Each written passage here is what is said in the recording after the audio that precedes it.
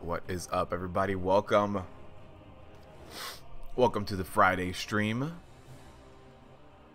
How's everybody doing today? Actually, I need to hook up my phone. I hope everybody is doing good today. So today, we've got a few things we've got to do. One of those being, I would like to get on my monk, maybe do some of the LFR, because I'm not geared yet. Maybe some Mythic Plus keys. So let's jump on my monk first. I've gotten a few new pieces of gear. So let's hop over to the monk and see what we can get done. I'm going to queue up for LFR, see how many pieces I get. I actually don't even know the differences between the mechanics on normal, heroic, and LFR. I don't know what LFR kind of gets rid of. But we'll figure it out today.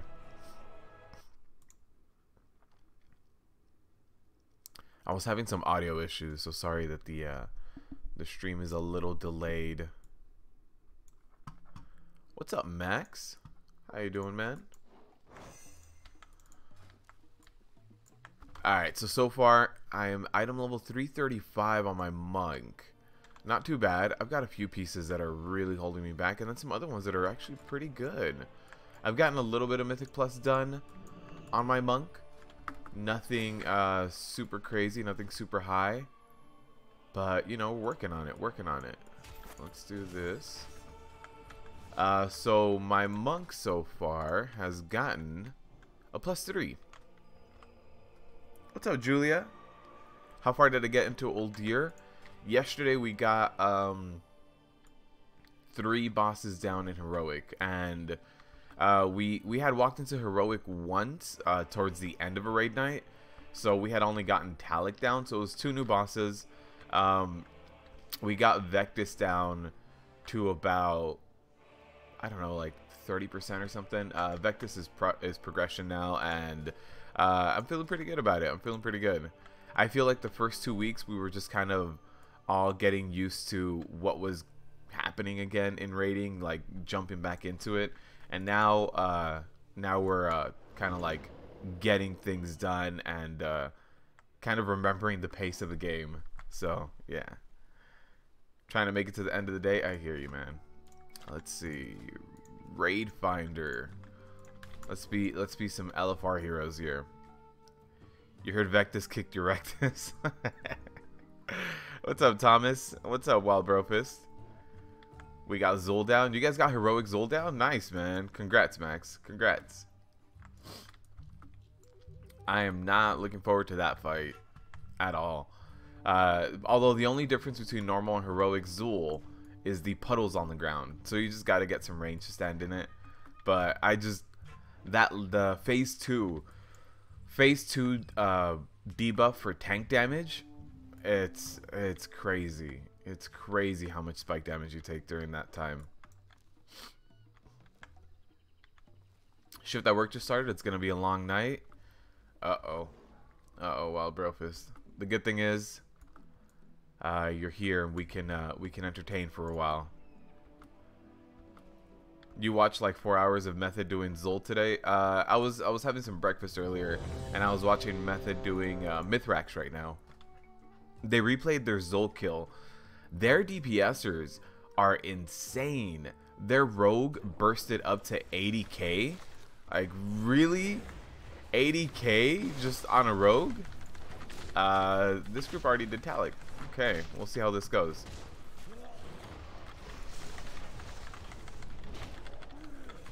Let's see how Mother works in LFR. Yeah, I have no idea. Like, okay, if I look here, Mother abilities. Oh, there's no different abilities. Because then if you click on Mythic, you'll... Oh no, I guess some of the abilities are just like... No, everything's the same. Unless defense grid is different. Nope. Everything's the same in Mother. Uh-oh.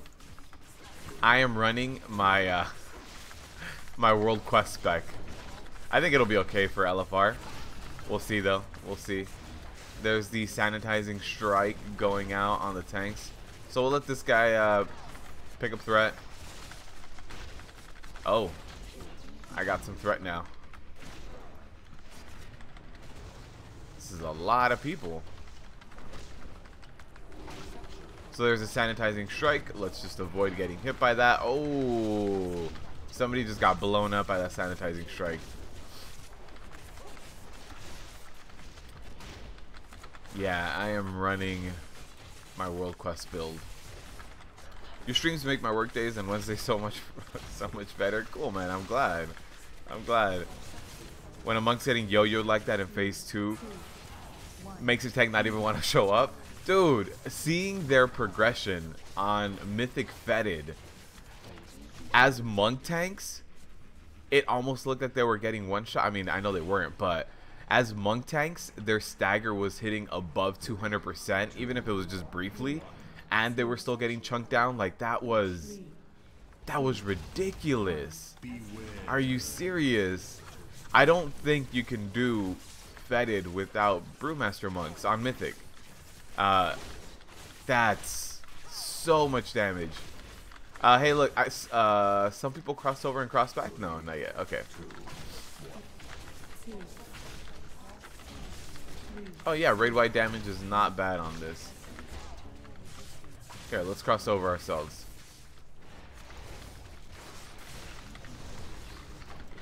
Uh-oh. Uh-oh. Raid's getting a little low. Maybe the LFR ads do not cast. Did the other healer the other tank died. We've got a defensive beam and LFR? What? I'm surprised. I'm surprised.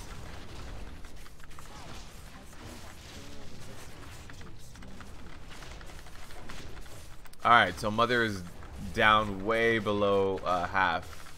And this chamber is... We don't even need to do chamber number 3, to be honest with you.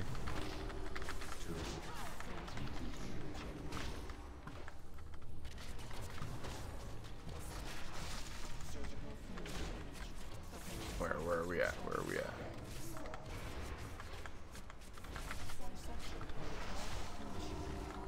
Alright.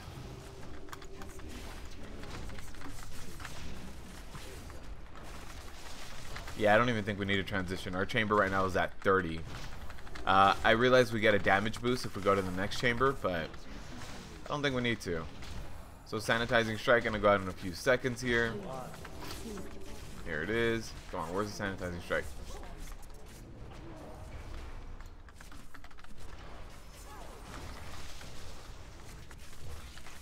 There it is. We can do some Mythic Plus after this. Uh-oh. Uh-oh. A lot of people crossing over. A lot of people crossing over. Oh, that was a lot of people. It really was. Sanitizing strike in a few seconds here.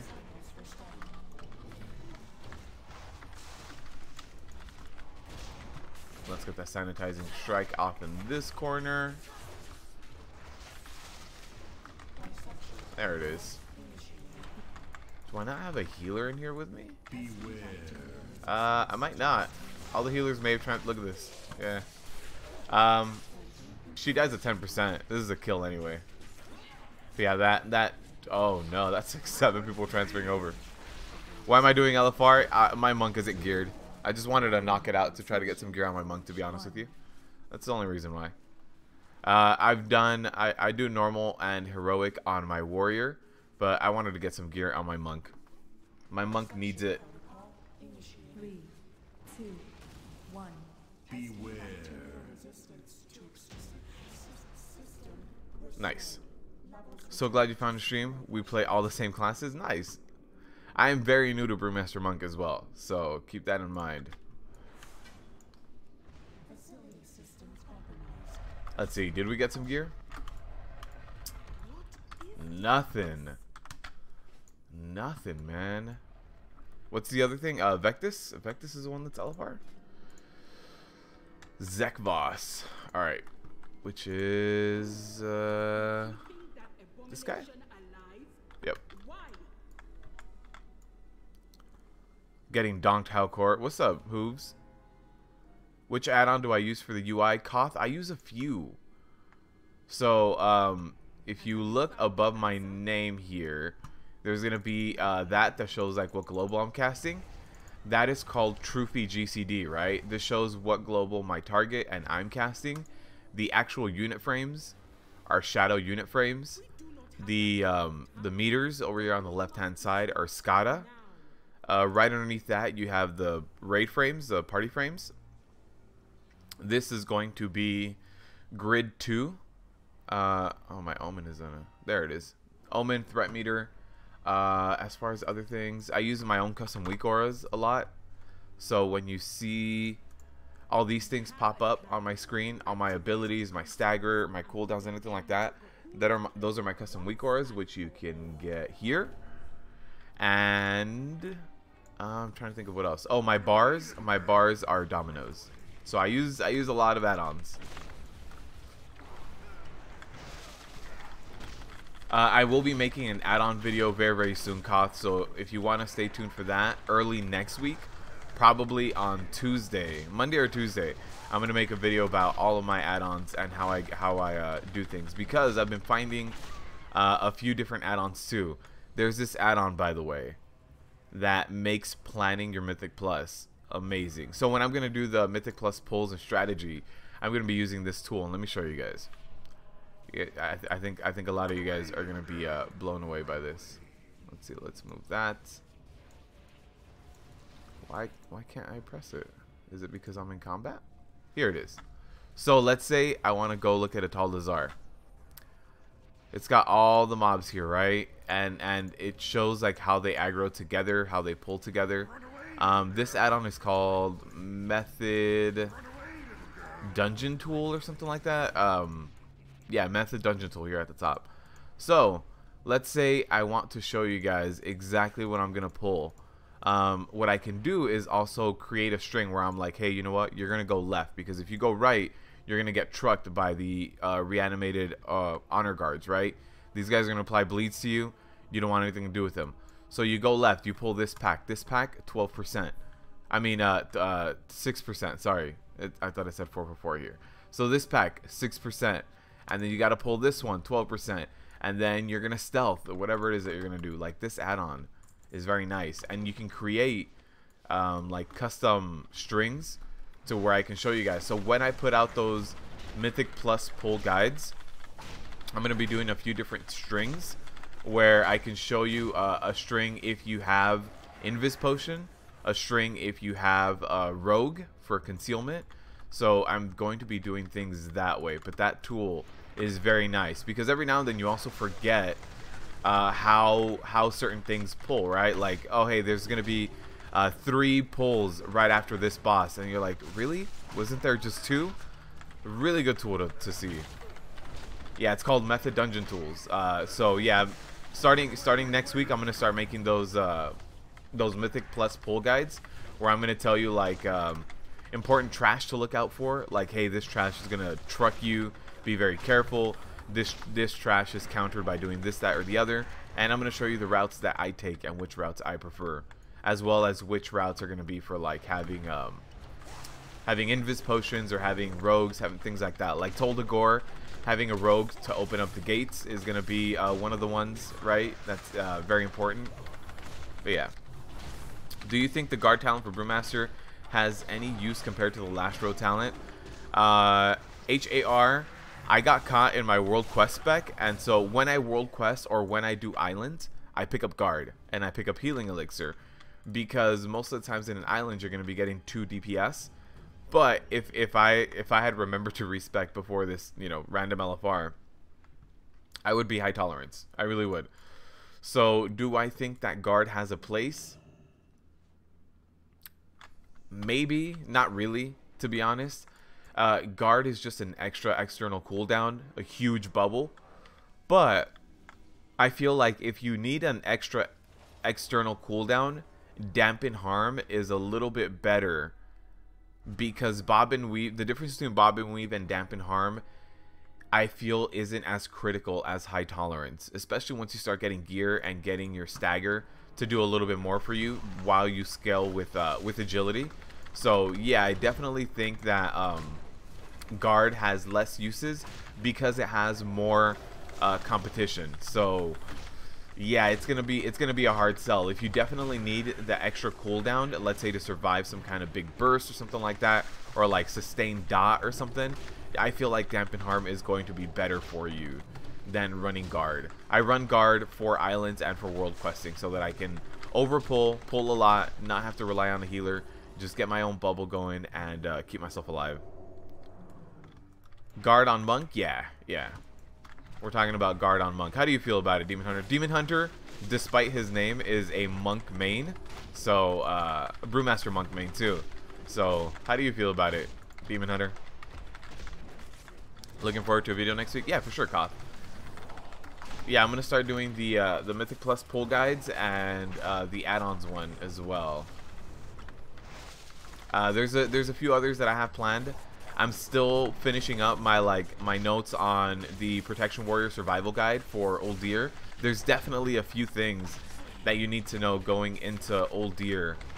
If you are a Protection Warrior and you're starting to progress through Heroic and stuff, there's a few things that, like, if you don't get this set up right, you're gonna jump down to like 10%, 15%. You're gonna freak out your healers. So there's definitely a lot of those things that happen.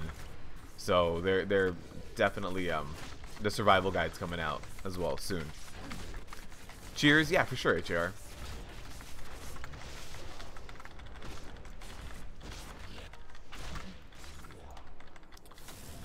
What's the best route for a Talazar in your opinion? Is it best to take the side with the augurs or best to poison boys? Meatball, I think it's best to take the side with the augurs on the left hand side. All you do is CC the confessor so that they don't break the augurs out, and then you DPS everything down, stay on the augurs, make sure you interrupt that fiery enchant, I think is what it's called. So I definitely prefer going left, because if you go right, the honor guards apply that bleed to you, and unless you're like a druid with the biggest health pool in the game, or a DK and you can heal yourself crazy while those bleeds go out, those bleeds are gonna hurt a lot. So I don't, as a Prot warrior with no self-healing and the lowest HP pool in the game, I hate going in that direction. That's just honestly, I hate going right because those bleeds do so much damage. It's just not something that I enjoy. So yeah, I definitely think going left is going to stay the strong way of going. And then he's gonna Void Lash again. There's a second Void Lash.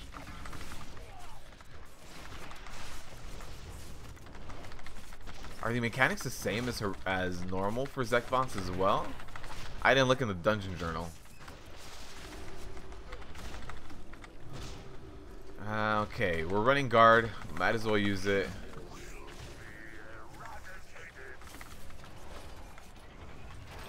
So I like it when the outer ring is right here, right in the middle ring, because it allows me to use that middle ring and then just run back into the center ring without having any difficulties.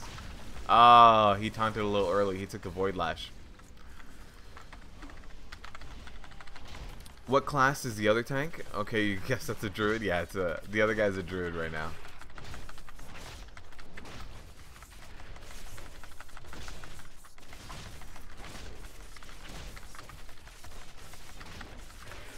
So yeah, as far as the Tal'Dazar goes, going left I feel is way better, because going right just hurts your tanks a ton. Uh-oh. I-beam. I-beam. I-beam. Oh.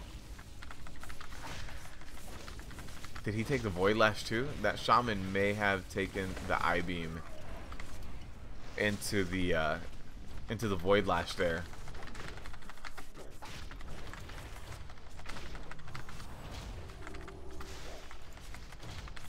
What's up, nerds? How you doing?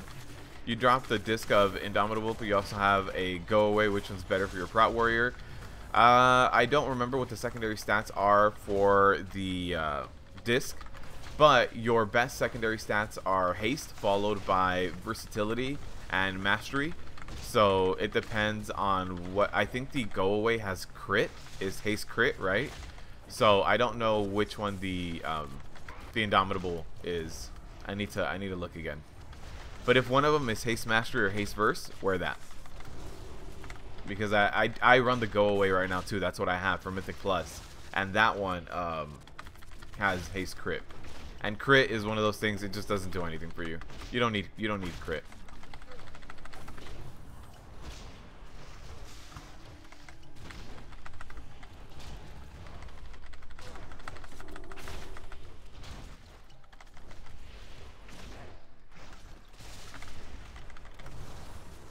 What's the plan today? Rip key or rip raid? Rip keys. I wanted to do this because I don't have very good gear on my Brewmaster monk. I'm like at 330 something. So I wanted to do this to try to get an upgrade before we go do Mythic Pluses with the Brewmaster. But I don't know if I'm gonna get any upgrades. We joined this group that already had Talic down. I don't feel like joining a new group and leaving right after Talic and leaving them just high and dry. So we'll stay here.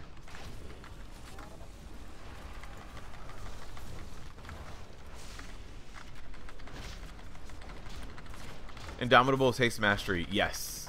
Yes. Haste mastery is going to be way better than crit. Yeah, crit is one of those stats where you don't need it. You don't need it. It's not that you need to avoid it, because you still get some benefits to crit.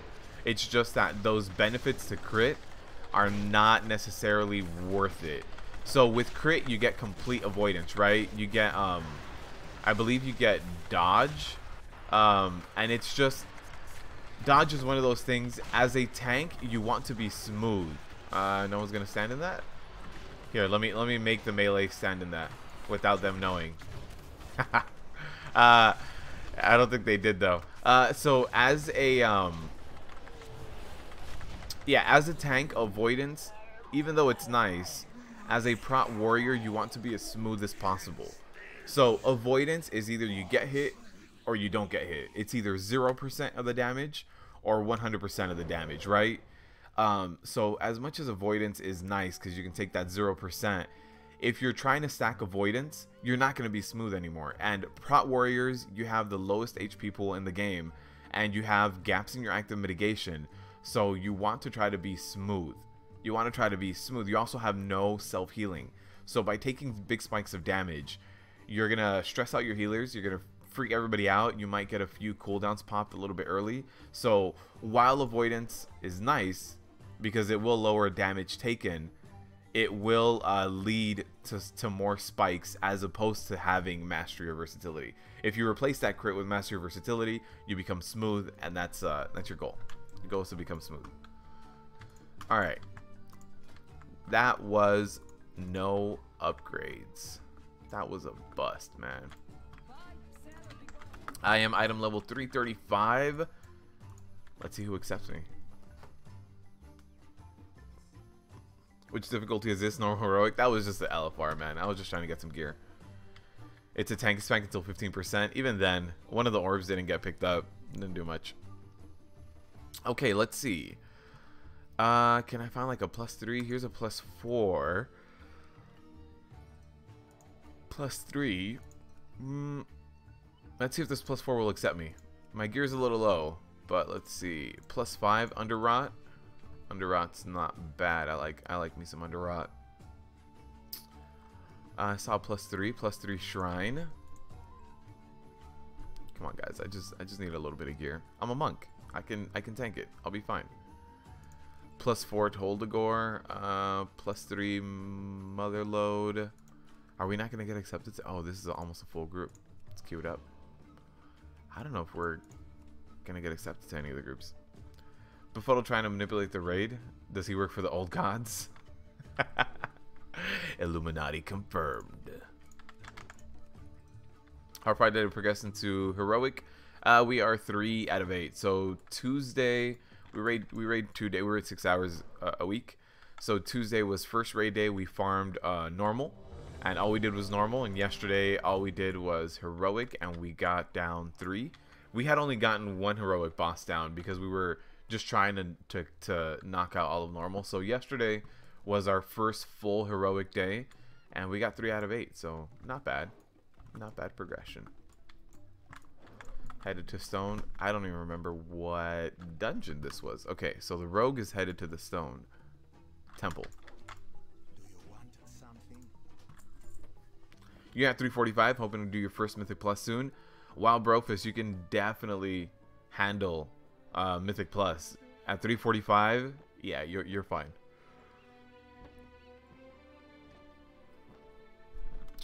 Yeah, I think from now on that's the way that progression is gonna be. So we're gonna continue gearing up people by doing normal on Tuesday, and then on heroic it'll just be 1 3-hour window of heroic progression, or heroic, a little bit of heroic farm because we're not gonna extend lockouts. So a little bit of heroic farm and then just push.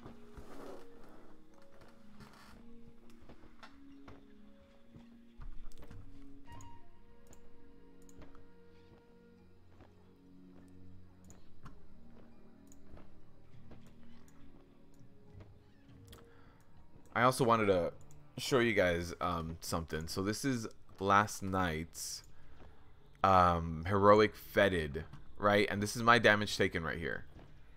Now, if we're looking, no, this is my damage taken.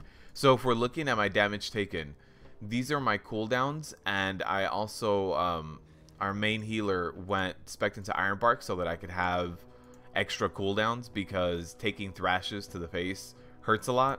So I was calling out when I needed Ironbark to fill in the gaps. But if you look, if you guys are doing Prot Warrior and you guys feel like you're gonna die all the time, you can take thrashes. You can absolutely do something like thrashes in Fetid Devour. All you need is you need to guarantee that you have something up when that thrash is going to go out on you. That means if the boss is out there eating corpuscles, don't waste your shield block charges. Save them. So if you see here, this is my demo shout happening in the beginning. This is my last stand in, or my shield block in green. Last stand is in yellow. Like if you see, every single time I got hit, there's a different highlighter color in the back, and that's because I had something up. Whether it was me calling out or asking for an Ironbark, like you see right here, this thrash damage right here is my Ironbark. I called out for an Ironbark here between Lust. It's very important, and as a Prot Warrior, you are gonna have to use some externals from a healer, depending on what your gaps are. That's going to dictate how much. I used 3.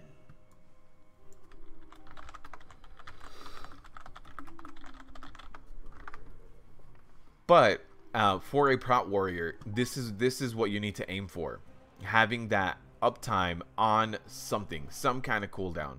And if you look here at my terrible thrashes, I didn't block 4 of them. So everything was blocked. Every single terrible thrash was blocked except for 4 of them. Some of them, if you see here, I have 3 of the Ironbarks. When I called that an Ironbark, I didn't block. So when I got the Ironbark, I used Ironbark and Ignore Pain. And the other one that I didn't block was during my shield wall. So these were big external cooldowns I got from other people. Or shield wall is my own, but these are big external cooldowns that are going to help me mitigate the damage, like if I was blocking, right? So this is what it takes to take thrashes. If not, as a Prot Warrior, having that lowest HP, missing one of your blocks, missing one of the mitigated thrashes, you'll go down. You will go down for sure. You will get one shot. Saw something I wanted to show you guys. Okay, let's see. I just flew in.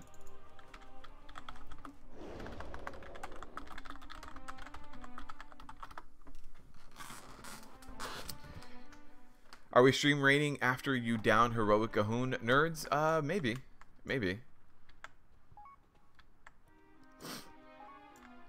Your guild and I got it to 4 out of 8. It was really nice to work on our progress. Every pull we got one step closer to the kill. We got like 50%. Nice, man. Nice. No loot for me. I got one piece of loot yesterday. Like bracers or something. I can't remember. I did get one piece of loot.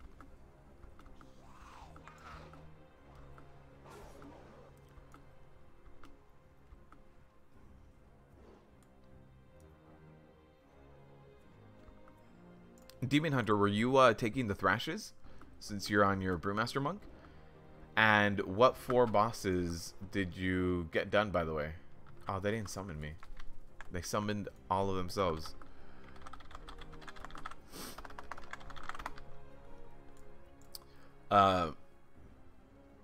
Yeah, what 4 bosses did you do? Did you do Vectis and Fetid, or Zek boss and Fetid? Alright. Oh, that is loud. Jeez, ready check. You are loud. Oh! I'm still running my World Quest spec. Alright, I gotta utilize the healing elixirs and the guard. Utilize your spec, even if it's the wrong one. Oh man, at least I always run light brewing regardless of content. I was trying to get used to stuff like Black Ox brew, but light brewing is just passive and so good.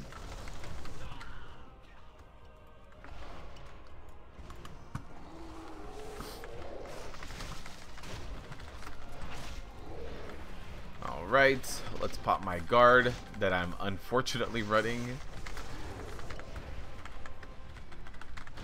I also run healing elixirs and guard for Warfront, which I had been farming for gear, and that's just because it makes taking certain bases just so much easier.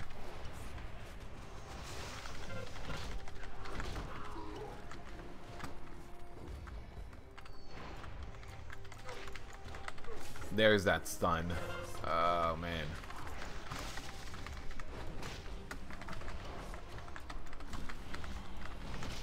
Yeah, that's what I was waiting for, that stun. Had to use my my healing elixirs, but then again, gotta use whatever spec I'm in. Oh man. That rogue stun. That rogue stun is killer.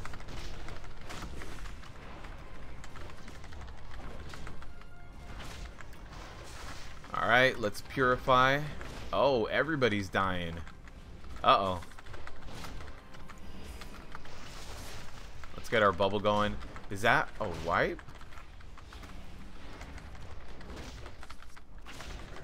Oh, yes it is. Rip key, guys. Rip key.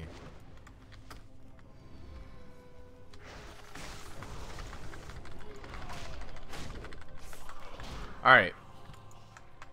I don't know why I don't have food on my bars. In your opinion, what is the best way to learn a new class as fast as possible in a good way? You mean, obviously playing a lot helps. I don't know your secondary stats. Without external, I honestly feel like if you want to learn how to play a really good class without external help, are we talking about tanks specifically? Or are we talking about just any class in general? I don't think there's any substitute for just jumping right in and doing the work yourself, regardless of what class we're talking about.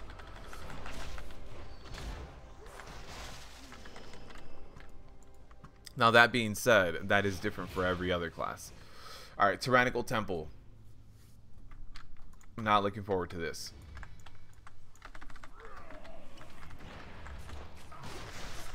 Yeah, I think it's different for every single class. Like, if you're trying to learn how to play a tanking class, I honestly feel like, even though they nerf self-sustain, I think doing big AoE pulls for stuff like world questing will definitely help you, because it helps you not freak out. If you do a super big AoE pull, something bigger than you should be able to handle, and all you do is stack like 4 cooldowns at the exact same time, you're gonna get destroyed, right? You're not supposed to stack your cooldowns, you're supposed to stagger them.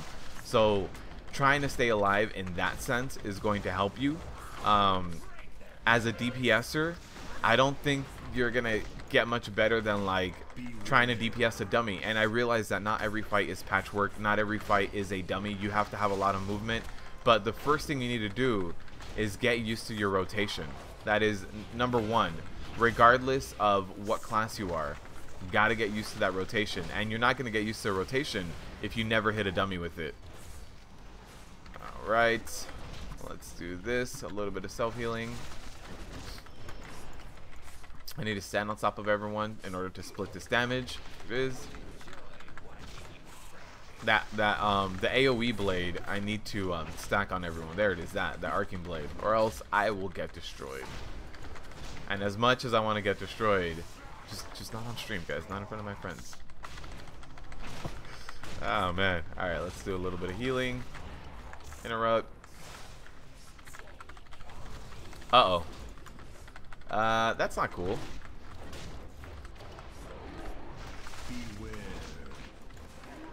I might go down to this. Okay, let's do this. This is one thing that I really like on the Brewmaster Monk that I don't have on my Prot Warrior, is the ability to CC. The ability to CC is so powerful, because let's say I'm running a Taldazar and I told you guys I like going left. You CC the Confessors and you're good, you just nuke down the Augurs. On my Warrior, I have to ask, right? And if you live that PugLife, you know how difficult it is to ask someone to be like, hey man, can you CC this? Because it's like a 50-50 chance that you'll get someone that goes, yeah, of course. Or you'll get someone that goes, it's just a +6, shut up and pull it. And then they go and they pull it for you. So 50-50 chance of what you're gonna get. But having the ability to CC things yourself, like on this monk, is so nice. It's just one of those things that's easily overlooked. Noob question, why aren't you stacking those two bosses together? HAR on Heroic, the bosses have a debuff called like Electrified Shield or something or other, and they swap which one is active. So if you kind of look at them, they have like this little blue electric look to them, and they also have a buff on them. Or it's actually, it's a debuff. And if you hit the one that has the shield, it's going to hit you every time you hit him. So let me see how much damage it actually is. Lightning shield, every time you hit the boss with the shield, he hits you for 15,000. So you can imagine that cleaving this fight would mean death. So yeah, you're gonna be taking 15,000 damage every single that rug launched me. So yeah, you don't want to stack them because of the lightning shield buff that they have. That is why I was picking one at a time and walking away from the one that was standing still. The one that's standing still is the one that has the electric shield at that moment.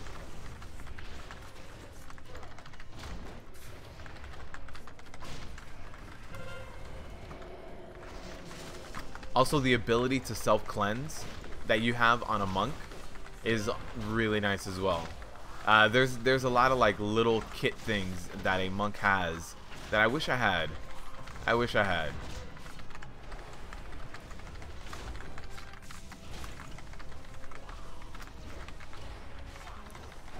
You remember playing your mage back in Kata? You spent so much time on the dummy. Yes. And then, I mean, at the end of the day, a dummy stands still, but you can emulate movement. You can try to be like, hey, you know what? On this fight, I had to move a lot, so why don't I move every few seconds? You can get the stopwatch, the in-game stopwatch going, and say that every 5 seconds you have to move. Like, it doesn't matter if you're in the middle of a cast, you have to move. So yeah, you can do little things like that. But yeah, when it comes to tanking, I think one of the best things is doing really large AoE pulls out in the world, and trying to stay alive, trying to learn how to best stagger your cooldowns, and trying to overwhelm yourself. Hey, this time I pulled 6 mobs. Next time, I'm going to do 7. Next time, I'm going to try 8.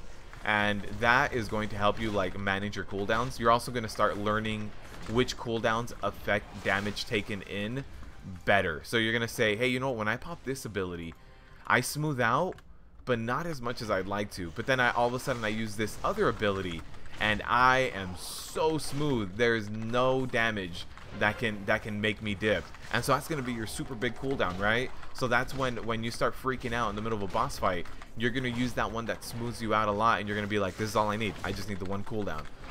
Yeah, when it comes to DPS, it's a little bit harder to learn because you can't necessarily go out there and pull a million things at once. You're probably gonna die. You have to be very careful with your pulls as a deeps. Let's interrupt that potion. Let me take a step back here as well. If it wasn't a Mythic Plus, I would stack these guys up. But yeah, for now, I just wanna knock these guys out. All right, threw my leg sweep out there as well. Let me dispel myself.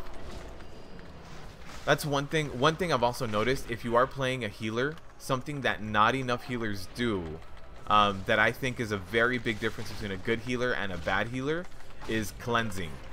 Make sure you know what can be cleansed and what you need to be cleansing, even if it's trash, even if it's anything. If there's a dot, that dot can do like 20,000 damage to me, which is going to be like quite a few heals for you, like a cast time and everything. Or you can dispel it in one global cooldown and eliminate the 20,000 healing. So you can either choose to heal through it or invest one global and getting completely rid of the damage. And I don't think enough healers see it that way.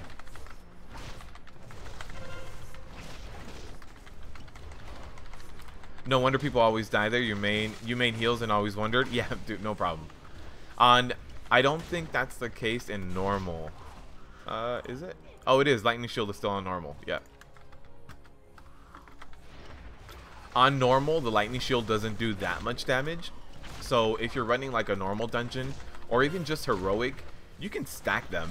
It's not gonna kill you. But once you start getting into Mythic Plus, and especially something like this week where it's tyrannical, that electrified shield will get you every time, for sure.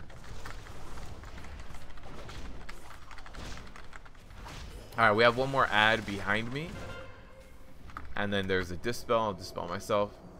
How's my healer doing on mana? Not bad. We can actually probably do the boss pull, because this boss pull is not bad at all.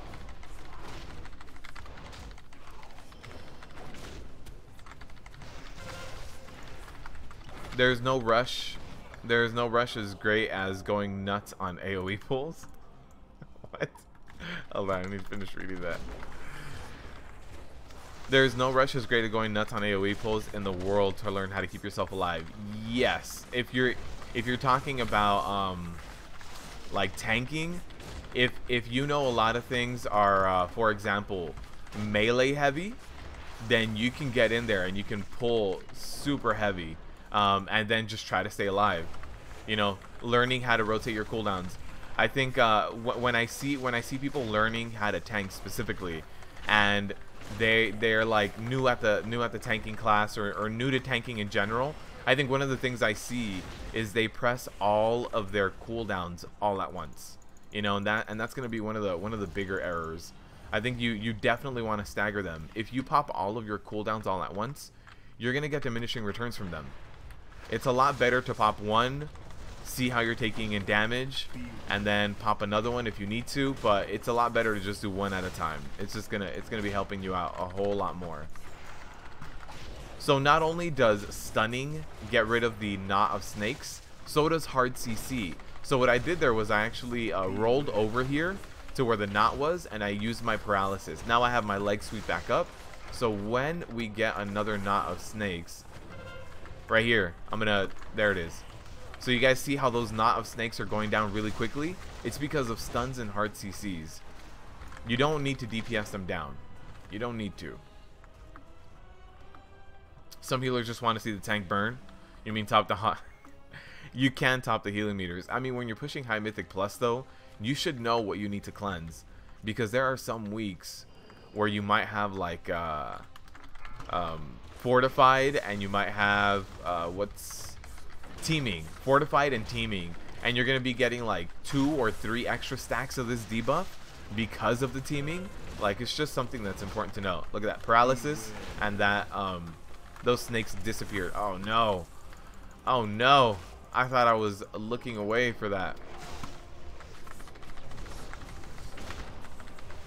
Now my leg sweep is down for another 3 seconds. Hopefully there's not another knot of snakes. There it is. Knot of snakes. Let's get my leg sweep. Blinding sand. Let's look away. I thought he only summoned ads when he went under. Learn something new every day. Good advice for tanking. You're gonna try it out when you get home tonight. Yeah, I can show you. Like, Protection Warrior is arguably one of the lowest self-sustain. You have no self-healing on a warrior, but even on a warrior, there's a way of prioritizing staying alive, and that is prioritizing your victory rush. So you want to try to get one target down, but I can show you stuff on a warrior that might not be obvious. Like, a lot of people say that warriors have really bad toolkit. Blocking is insanely strong if we're talking about damage that can be blocked, and I will show you how crazy strong blocking is. You'll see that I'm gonna take like next to no damage from a ton of mobs.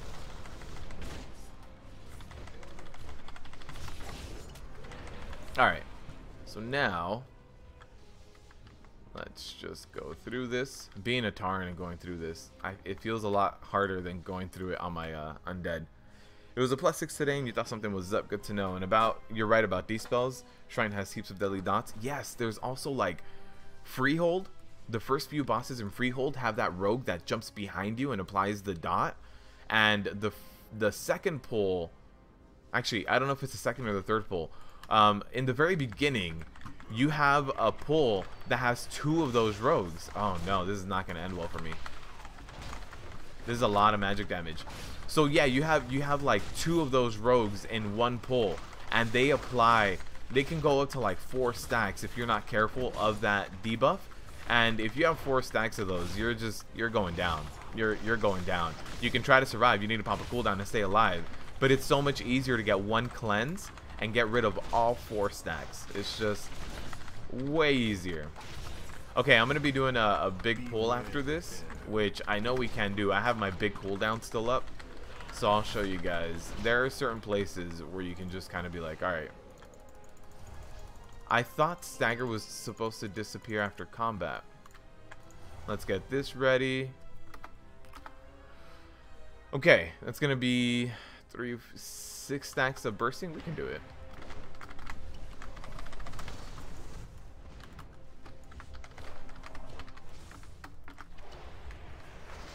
Alright, so as soon as all these guys start getting together, because I have threat on all of them, let's pop fortifying. Here we go. And I have 13 seconds of being a tanking legend. So now we gotta try to get these guys down. Gotta keep hot feet, man. Gotta keep hot feet, because these guys do a lot of magic damage on the ground. So after my fortifying, I did throw up my guard, and we should be okay when it comes to being able to deal with this damage. I do also have, unfortunately, I have healing elixirs, but for pulls like this, it's gonna help out. Nice. We don't even get bursting stacks from those guys. I think they're attached to the boss. I think they're considered boss summons. Rip key? Nah, man, we got this. Just get your fortify brew out.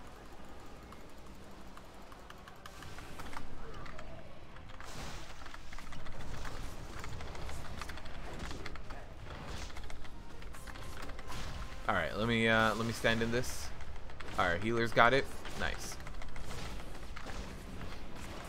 Yep, I know what you're talking about. Yeah. You did it. You hit 120 and canceled your account. STL, I am sad to see you go. Hopefully you come back one day to Azeroth.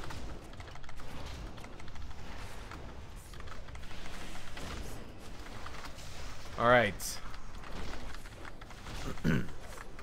Alright, so I'm saving my my expel harm for any periods of super high stagger or anything like that. I'd rather not be taking these extra stacks. Nice. Okay, my healer stood in. So here we go. I'm going to be taking some heavy stacks here, but I have some decent expel harm ready to go, just in case I really do get chunked down, just like this. Now, I want to let my stacks fall off. I don't want to jump back in there when it comes to refreshing my stacks. Here it is. Okay, perfect. So now I can, let's see, grab any other pillars? Oh.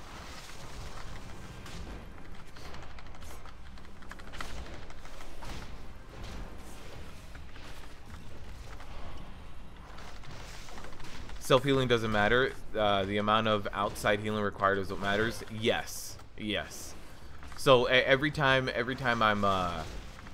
I'm tanking like old deer and stuff like that, I always look at damage taken per second, how much of that was like spike damage, how much of that was actually mitigated.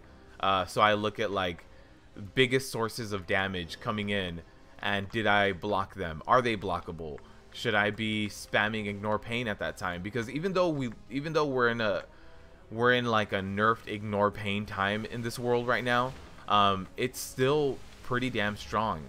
So I'll show you guys another log and show you guys how strong you can actually make ignore pain be.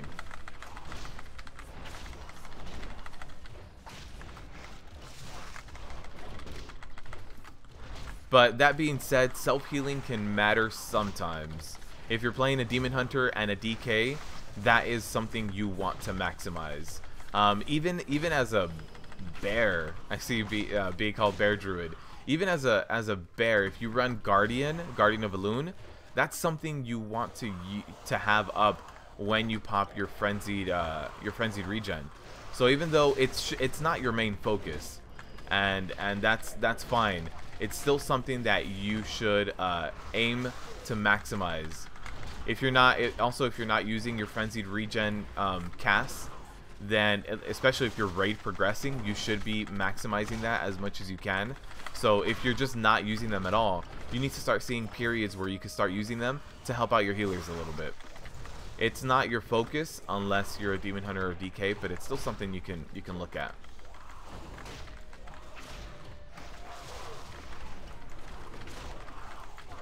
But yeah, after this Mythic Plus, I want to show you guys something else that even though Ignore Pain is so gutted and nerfed right now, as a warrior, there are still moments when you prioritize using that Ignore Pain, and it's going to help out your healers. It's going to normalize your damage taken by a lot. Alright, let's go to the other side now.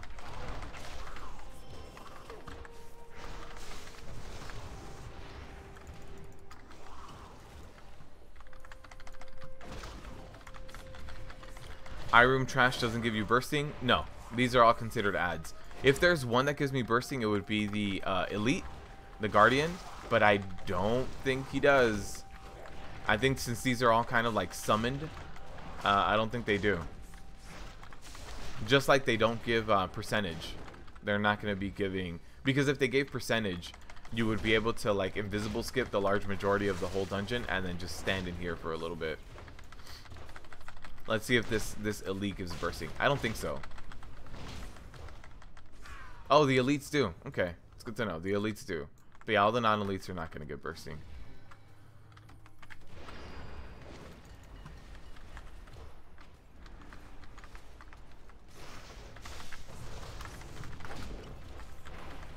One thing with these Guardians is they have a weird way of having aggro. Let's say I have top aggro on them. They are going to reach the person that had the orb first, and once they get to the physical location of that person, that is when they that's when they are going to the reason I wanted to do that is because we don't need this guy right here that just got cleaved. You don't need to pull him. This Guardian can stay asleep the whole time, and if you guys are tanks, you know that this Guardian hurts a lot. So I was trying to skip doing this guy. The next Guardian you have to pull. This guy you don't have to. Yeah, it's called playing well. What I meant is a well-played tank in any class will roughly take the same amount outside of heals.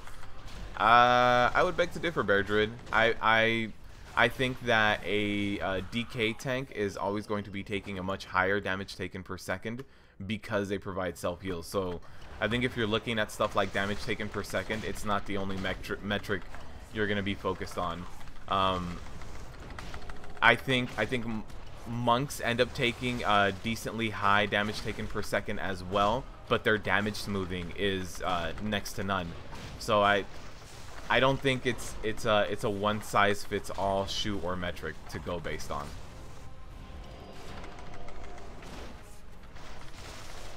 When you start looking at something like a warrior tank, I think that starts being a little more straightforward because a warrior tank has no self-healing. So your damage taken per second should be as low as it can be because you don't have the ability to recover. It's just not in your toolkit. Your toolkit is all about mitigation before that damage goes out, and not every tank is built that way. Like DKs are built on recovery. The amount of healing you do is based on the amount of damage you took. You are an after damage goes out type of tank.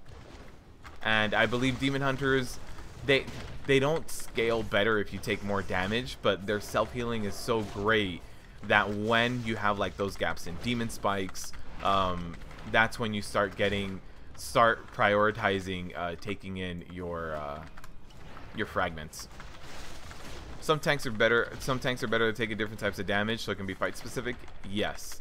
So that's why my current setup with my guild is I'm on a Prot warrior and my co-tank is on a Prot paladin. So when it comes to like Fetid Devourer, I volunteered for Thrashes because Thrashes are all physical damage and I am really good at mitigating physical damage. My blocking system, my guaranteed blocking system is going to be like really, really good. I don't want to say the best because I still think that stagger is just OP, but my stagger system is going to be really good when it comes to mitigating that.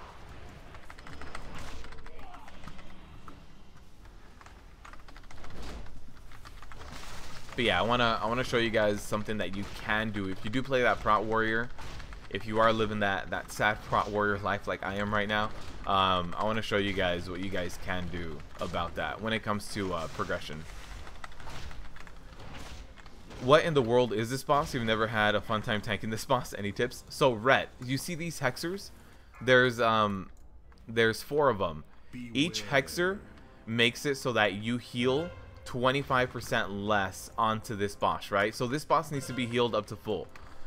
But every time there's a hexer, you have 1/4 less healing. So you need to kill all the hexers. As soon as all the hexers die, you need to spam heal this boss. Once you get to a certain percentage point, you're going to go to phase 2, phase 3. So there are certain breakpoints you can't get past. When you kill all the hexers and start healing this boss, did you see the frogs that popped up? Each time one of those frogs, they auto aggro to your healer. Each time one of those frogs touches your healer's healing gets reduced. I don't remember if it's 25 or 50% per frog, but the point is none of those frogs should touch your healer. So you either nuke the frogs, or you step on them in order to instantly kill them. That's one way of killing the frogs as well. So yeah, like these frogs right here, you see that? They're gonna step on my healer. No, healer needs to get away from it. Okay, so I'm gonna step on them instead. They're gonna put a dot on me, but I'll be okay. As long as my healer can actually heal, that's the focus. So right now, we still have 2 hexers up. Don't heal the avatar. The avatar is taking 50% reduced healing. Just don't do it. It's not worth your mana. We're working on 1 left. As soon as this guy goes down, we can start healing. So like now, you can see that like the healer can actually heal. It's going to be a full heal here. Let me step on these frogs for my healer. You see my healer's right here. Let me step on these frogs. Oh, I have 3 stacks already. That's fine. Let's mitigate all that. So yeah, this is how you do this fight, and then you just keep healing. You're going to hit the next breakpoint. There's no reason to go trying to hit that breakpoint. You got plenty of time. The only thing that can spawn during these like pause phases here is the frogs. So at this point, you know, take your time, push to the next phase. Once you're here, you're gonna go back to healing your group, right? If there's ads up, you're healing your group. And here I got some toads. That one hit my healer. Let me get on this one for my healer.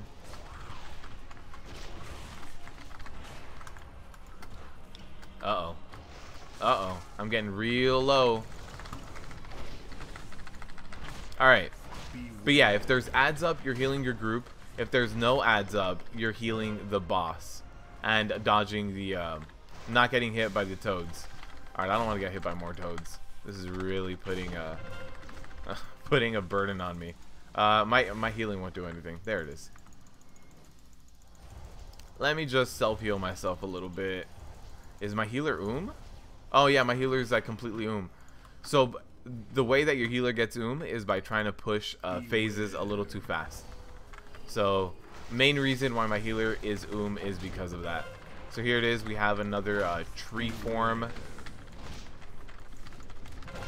Let me just step on that one. I can do about two toads. So let me try to kill this one. Oh no, he ran right into that toad. So then look, he has this debuff and he's trying to heal. His healing done is reduced by 50%. So it's gonna suck when he's trying to get this guy up, right? So let me try to help. Vivify, Vivify, Vivify. And we're gonna be able to push that last phase. And the last phase is bloodlusted. Yeah, he just said lol. Alright. We got this. Come on. Come on. Brewmaster heals. Anyone got a bandage? Anyone? Anyone? And then here's the last phase, where it's lust. All hell breaks loose. Your focus is to just kill everything. You don't need to do anything super special. Kill the guardians first, kill the plague doctor second, and then the hexers at the end.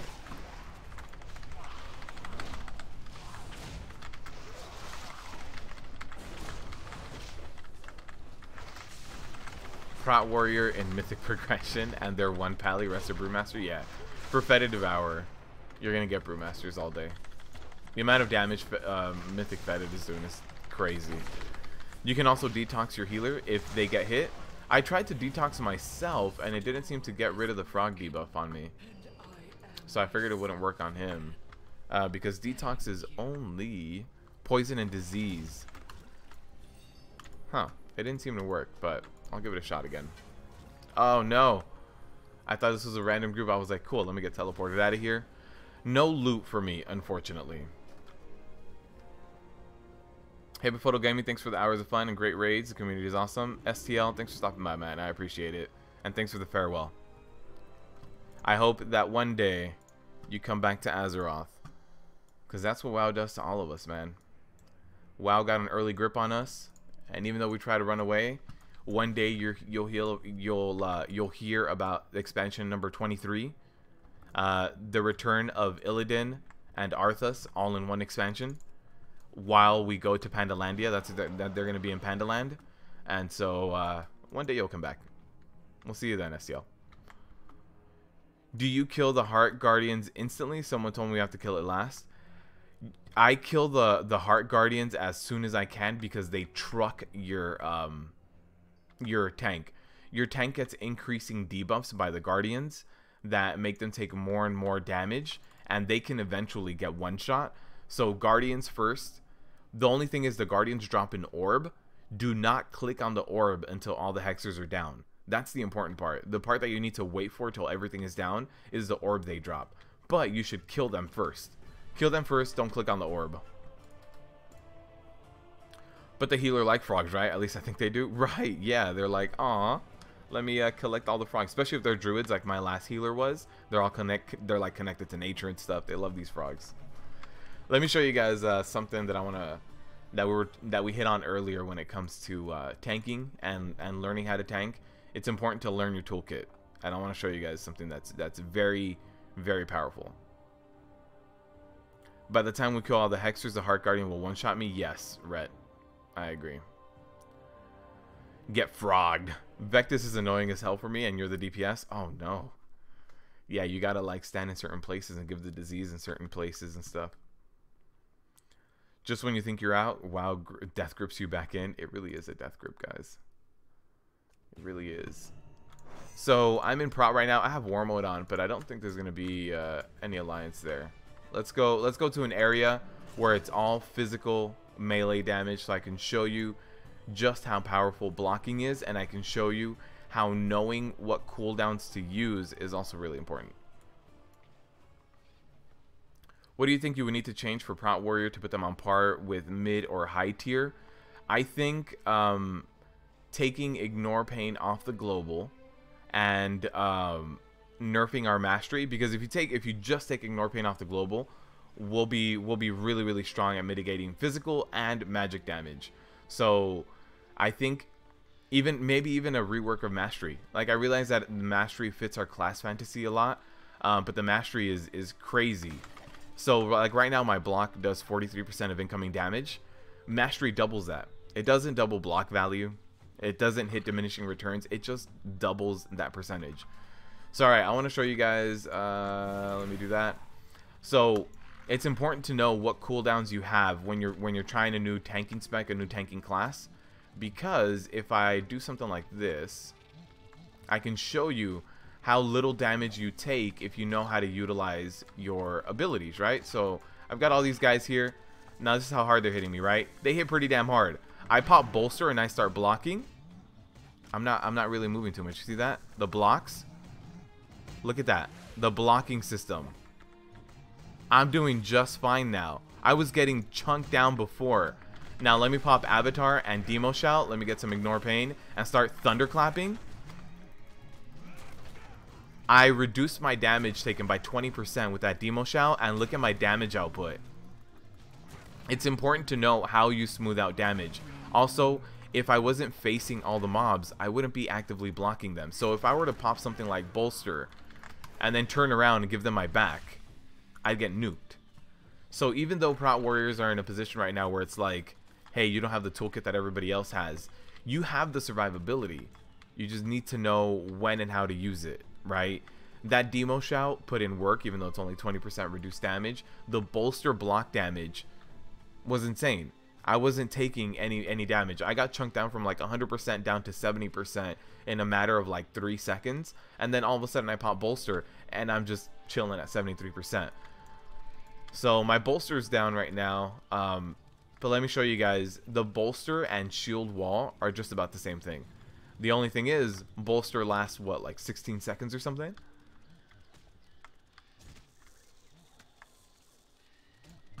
So if we just do this a little bit, stack them up a little bit more. Okay, here we go. So I'm going to pop Shield Wall. Now in Shield Wall, I can turn my back, and I'm mitigating the same amount, right? But if I turn back to the guys, look at my shield block. My shield block is a Bolster, right? This is my normal active mitigation, and look how little bit of damage I'm taking, right? So now let's try to survive this, right? I got my shield block ready. I got my Avatar ready. I got my Demo Shout ready. And now it's all about getting that Victory Rush when you're world questing. But let's not use Victory Rush. Let's just use my actual mitigation. Ignore Pain and blocking. Like, that was me AFK for half of that pull, right? So even on the weakest of tanks, it's important to know that you go through one cooldown at a time, how much impact that cooldown has, and what it means to you, right? If all these guys were magic casters, Bolster wouldn't do anything, and neither would Shield Block. I would have to do the Demo Shout Avatar, right? That would be reducing magic damage. So it's just, you know, getting better at a tanking class, or getting better at any class in general, is all about getting in there. And if you're talking about tanks specifically, do really big AoE pulls and see what works out for you. Try to survive it, right? And especially right now in BFA, the world of BFA, everything is physical damage. Mitigating magic damage is only to very, very few people. So try to start off with mostly physical damage. This is a really good area to start off with. Right up here, you've got all those gorillas. They do a little bit of casting, but they're mostly physical. But yeah, and as far as what needs to change with Prot Warriors to make them on par with everyone, I think an Ignore Pain change, whether that's off the global. I also heard another really good idea. What feels bad about Ignore Pain is the fact that you invest a global cooldown and you invest a large chunk of rage into something that is purely defensive. So if Blizzard wants to keep it on the global cooldown, that's okay, as long as Ignore Pain also does some damage. So like my average Ignore Pain right now, I believe, is like 30k. What if once Ignore Pain expired, I don't know, 25%, 10%, something like that, of the damage that I actually absorbed with that Ignore Pain went out as an AoE around me.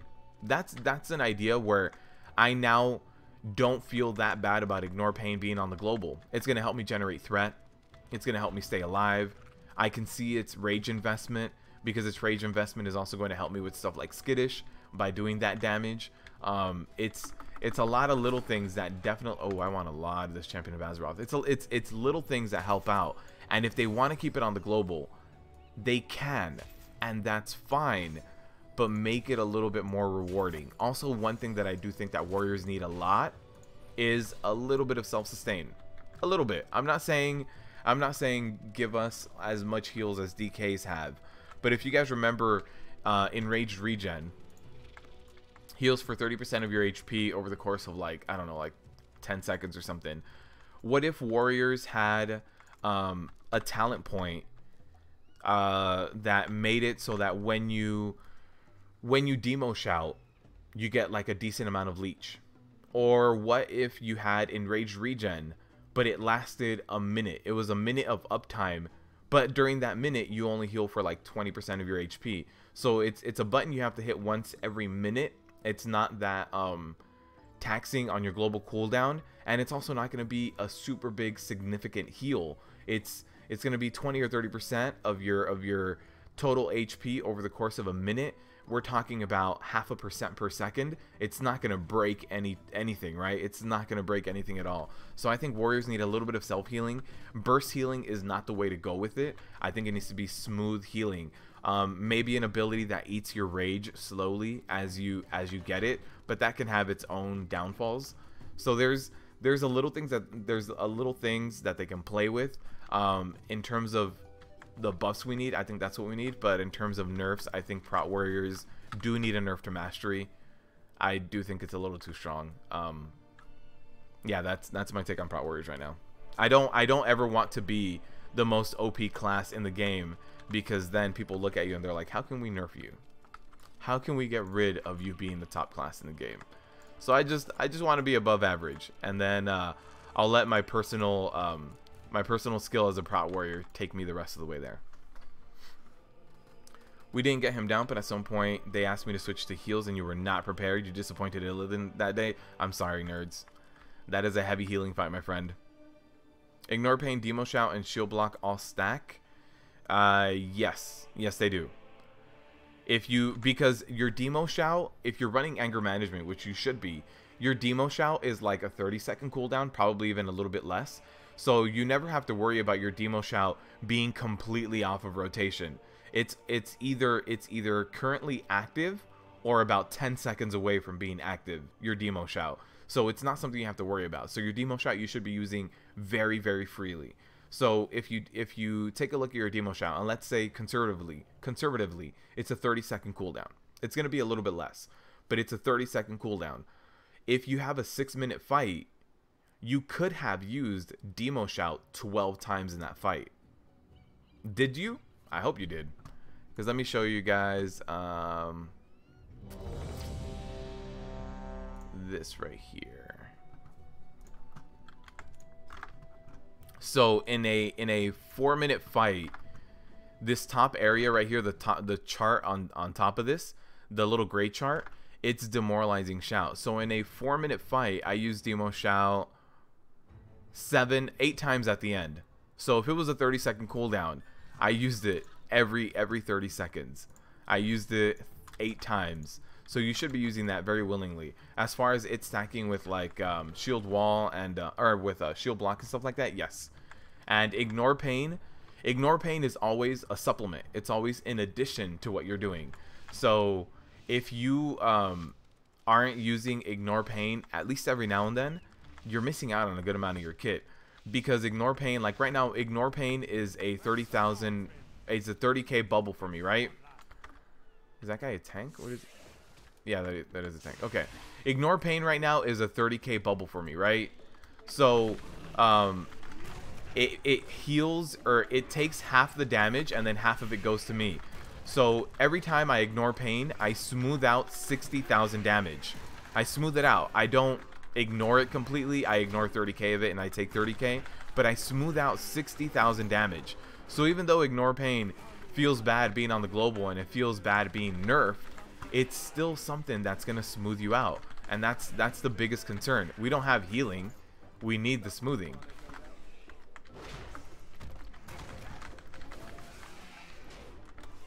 Great thoughts on how to improve. Thanks. Yeah, if you're playing Prot Warrior, there's a lot of little things you could be doing. God, I hate this tail whip. Okay, so I've got these two guys on me right now, and then where are my buddies? They're far away. Let's go find them. We took down the non-elites. Let's go find my buddies, see if we can get some more deeps on these guys. Did they pull this stuff? They did. You're actually mad? 10 mythic dungeons, no loot at all?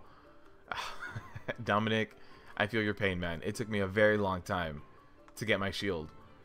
You want me to tell you something I'm a little upset about, Dominic? Is that a 9 key on time is a lot better than a 10 key. So even though I've done plus 10s, my Raider IO no longer shows my plus 10s being done because my plus 9s are better times. So it's like, oh man, now there's no evidence of me doing this plus 10. None. Where are my buddies, really? Where'd they go? Ah, they're killing the Hydra. No, they're not. Okay, so, you know what? That's fine. I've got my avatar up. I've got my demo shout up. I can take care of some things here. Let's just do it. Let's do it. Prot warrior power.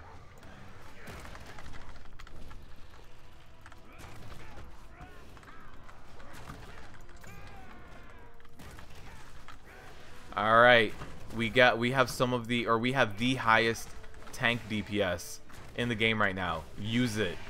Use it. If you're running islands, use that tank DPS by using that avatar.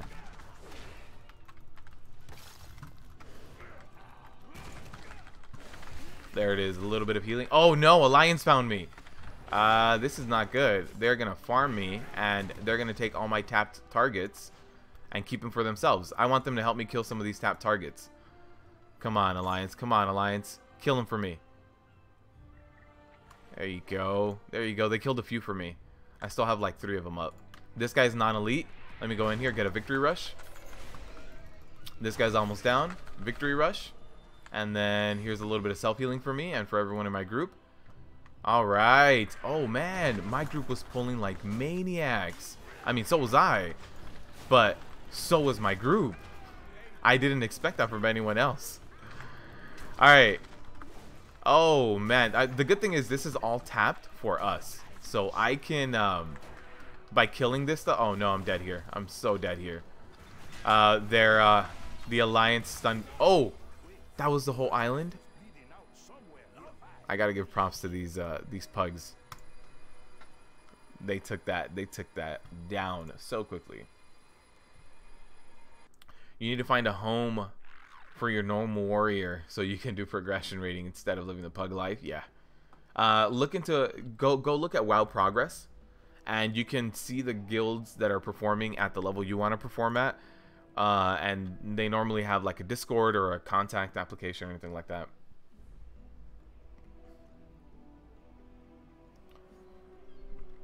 They don't make Prot Warrior OP because they're too busy trying to find a way to nerf Prot Warriors to the ground. Oh, man.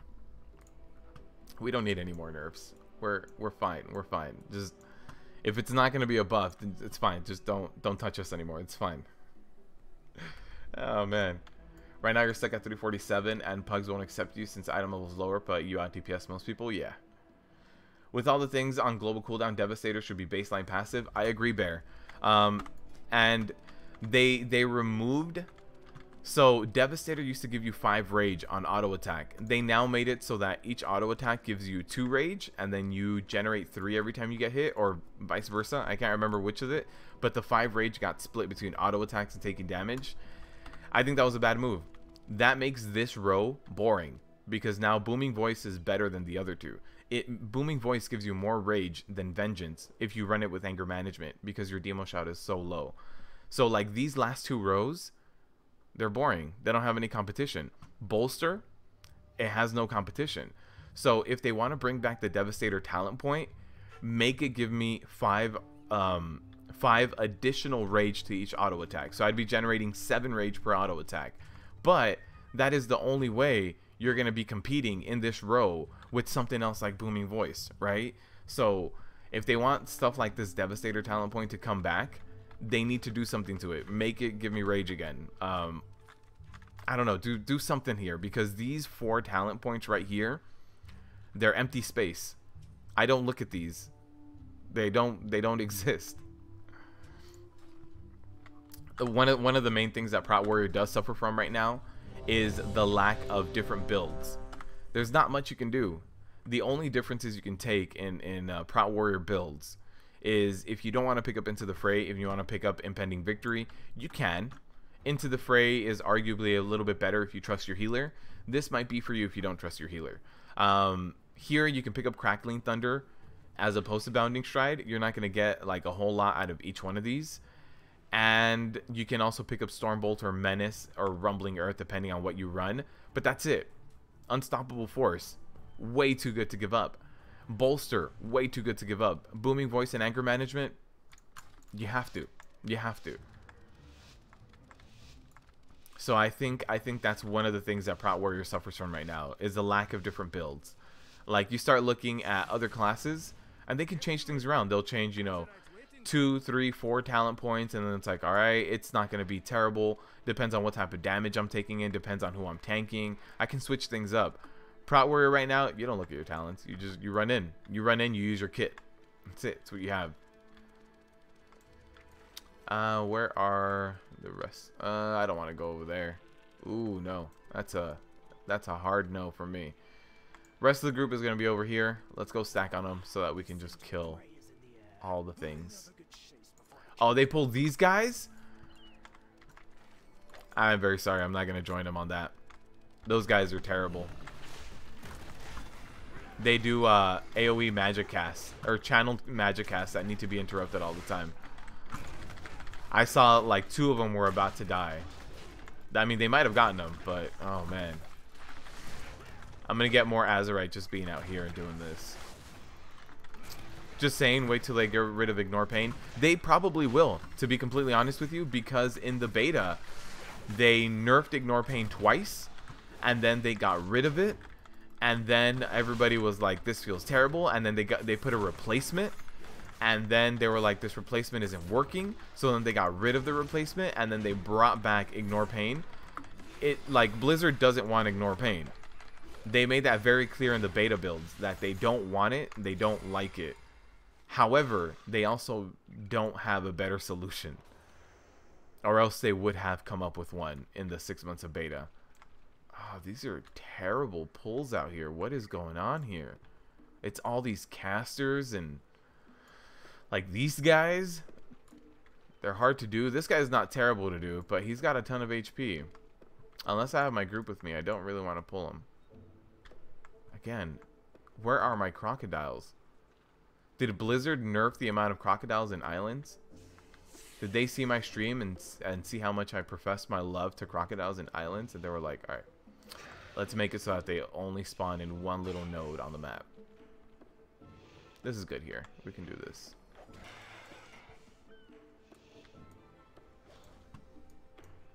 You think the you like the Legion version more? Yeah, but I will admit, as much as I like the Legion version because it was so aggressive, it was broken.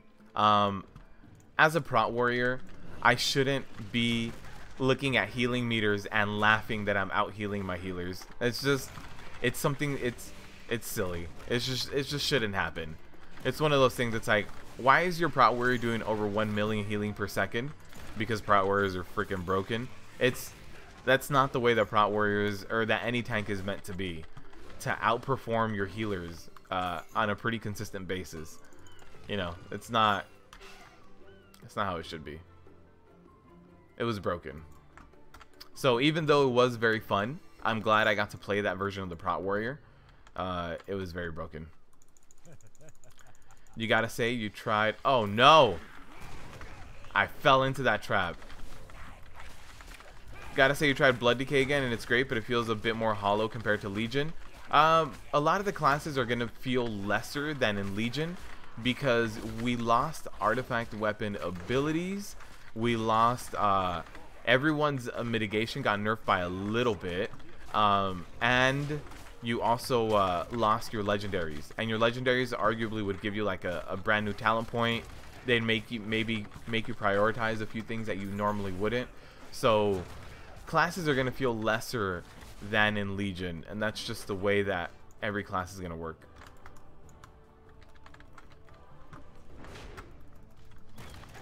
Which version of islands do I clear? I pug heroics. Heroic islands are relatively easy for me to pug and painless. If I'm with my guildies and we're doing a guild run, I'll run Mythic islands, and because those Mythic islands are very challenging, I enjoy it, but they're also so challenging that you have a chance of failing them. But I enjoy the challenge. But that being said, for Mythic islands, I do think you need comms. If you don't have comms, then everybody probably needs to go out and buy like the demos and stuff like that. But heroic islands are at a good level for me to pug. I can pull a lot. I can get a lot of things together as long as the right type of mob is there. Like these guys, they kind of suck because they have that Azurite barrage. But once I take care of this guy, I can go pull a different one, right? So I just interrupted him, so I can pull this one. And I don't necessarily want to pop my my avatar yet. There it is. My group just got here. Oh, we got a blood DK. So since my group just got here, let me interrupt this and let me run into this guy. Uh-oh, we've got a situation there. Let me focus on these guys. This is a rare elite. Oh, I'm so dead. It's actually Alliance. I was like, wait, why did I get snared?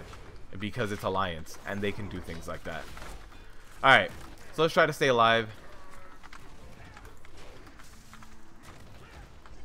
Oh, let's get the hell out, get the hell out. Alright, so this is their healer. So let me try to get their healer down. Actually, this guy's really low.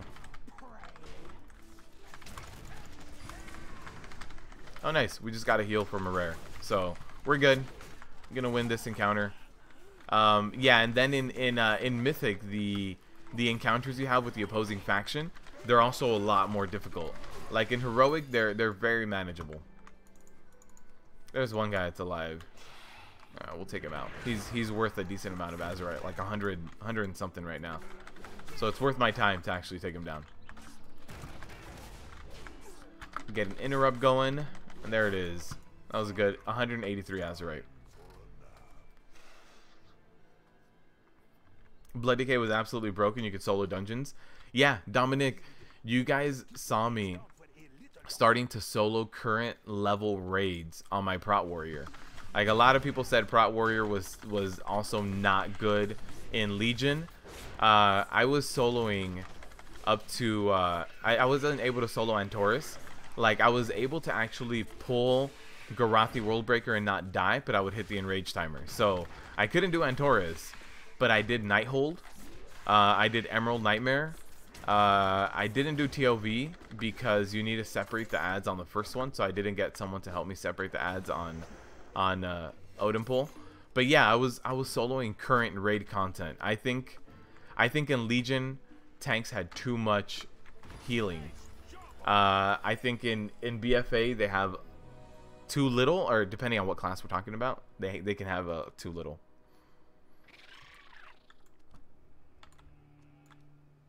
He says that tanks shouldn't out-heal healers, but we all know he kept saying feel good.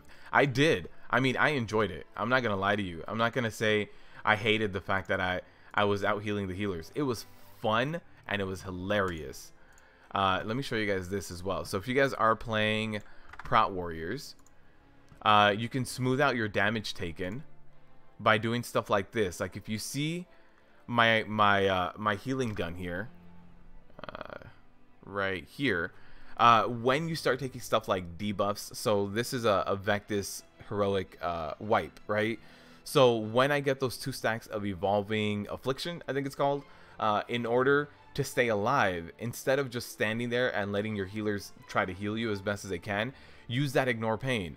So this is when I would start spamming ignore pain, right? All of my rage was going to ignore pain. Shield block is not going to minimize the amount of damage I'm taking from the dot. Shield block is just not going to be helping. And then if I start looking, let's see, this one, I believe, at a Zul fight. Zul normal. I look at my healing again to show you guys the ignore pain. If you see the ignore pain here, or actually, let me look at damage taken. Damage taken from rupturing blood. This is the bleed in the last phase. I was trying to absorb a lot of it, and Ignore Pain actually absorbed 140,000 of it. Now, this isn't a ton, but in order for you to try to stay alive, you need to try to maximize that. So actually, if I add Ignore Pain here, and I show you how much Ignore Pain did specifically in the last areas, I was using Ignore Pain and it would instantly fall off, but I was using it all of these times. So if you see, like, if you're trying to stay alive as a warrior during certain boss fights, even though Ignore Pain is so nerfed, it is very, very important. It is a supplement to all of your kit. So yeah, that's something else that I think a lot of people right now, they're like, Ignore Pain's on the global, it feels bad, I'm just not going to use it. You have to. You have to. It's still very important. 40 rage for smoothing out 30-something thousand damage. Arguably, it smooths out double that because half of it goes to you and half of it goes to Ignore Pain. So arguably, you smooth out about 60,000 damage. It's very, very important.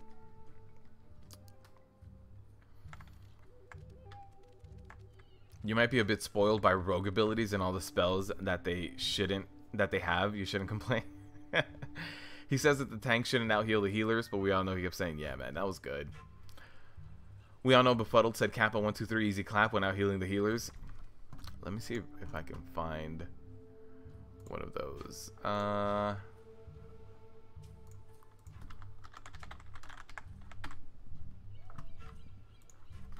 me see. Can I find one of those healing logs? Let's switch this to... Guys, how do I see, like, old logs? Old deer. No, I want to see the old stuff.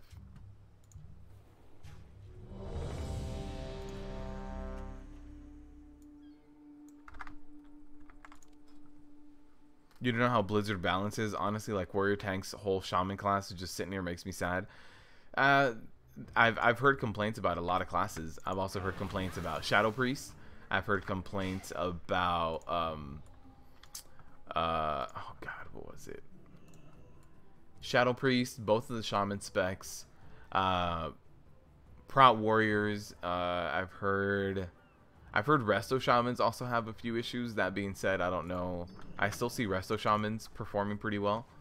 Oh hey, we got stuff. That's a lot of doubloons. They're giving them out like candy now. Okay, I'm gonna go right. I'm gonna skip this monkey right here. I'm just gonna go straight for the crocodiles. But yeah, I've heard complaints about a lot. Oh, warlocks as well have a lot of ramp up time. So I've heard complaints about a lot of different classes that, like, my class is terrible right now. I can't do a damn thing. Boomkins are another one that I hear complaints about, which is like the Boomkin one. It's like Boomkins are performing really well in PvP where it's like burst is required, but then it seems like when it comes to PvE, they just don't have burst. It's really, I think it's just part of the toolkit that they offer. And I think, like, right now, ferals as well, like feral kitties and Boomkins, they offer so much as a hybrid. They just don't do as well as a pure DPS. Like kitties are doing pretty damn good because they can self-heal and stuff. Like they're not doing like super good, but they're doing okay. Oh god, that's what I get for looking away for a second. They're doing okay in stuff like arenas and Boomkins as well because they can pop out and heal themselves. That being said, in a raid situation, it doesn't really do much. So I think maybe they need a little bit of that hybrid tuned down a little bit so that they can focus again on the deeps. I'm not going to pull this guy. I've got one more crocodile here. There's that other crocodile. These are both non-elites. But yeah, as far as like Blizzard and balancing, at the end of the day, they're going to get some form of balancing. I don't know if Blizzard fully tested out the numbers and saw the impact that only taking away our artifact weapons did. I don't know if they tested it as extensively as maybe they should have. I think there was a release schedule and they stuck to it a little bit harder than like testing should have required. That being said, now that we are here, the first raid tier is always a bit of a mixed bag, to be completely honest with you.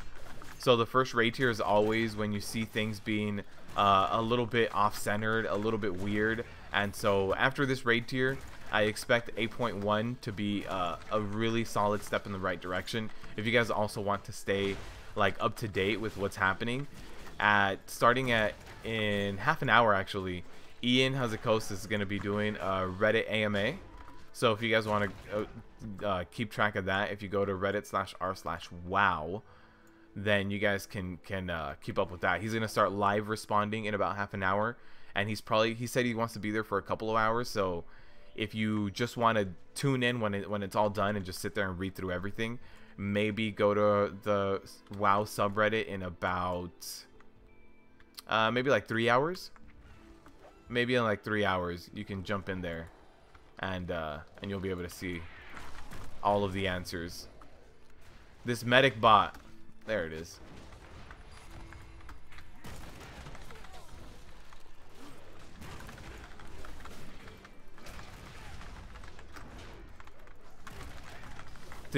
Hey, their tank taunted. Nice.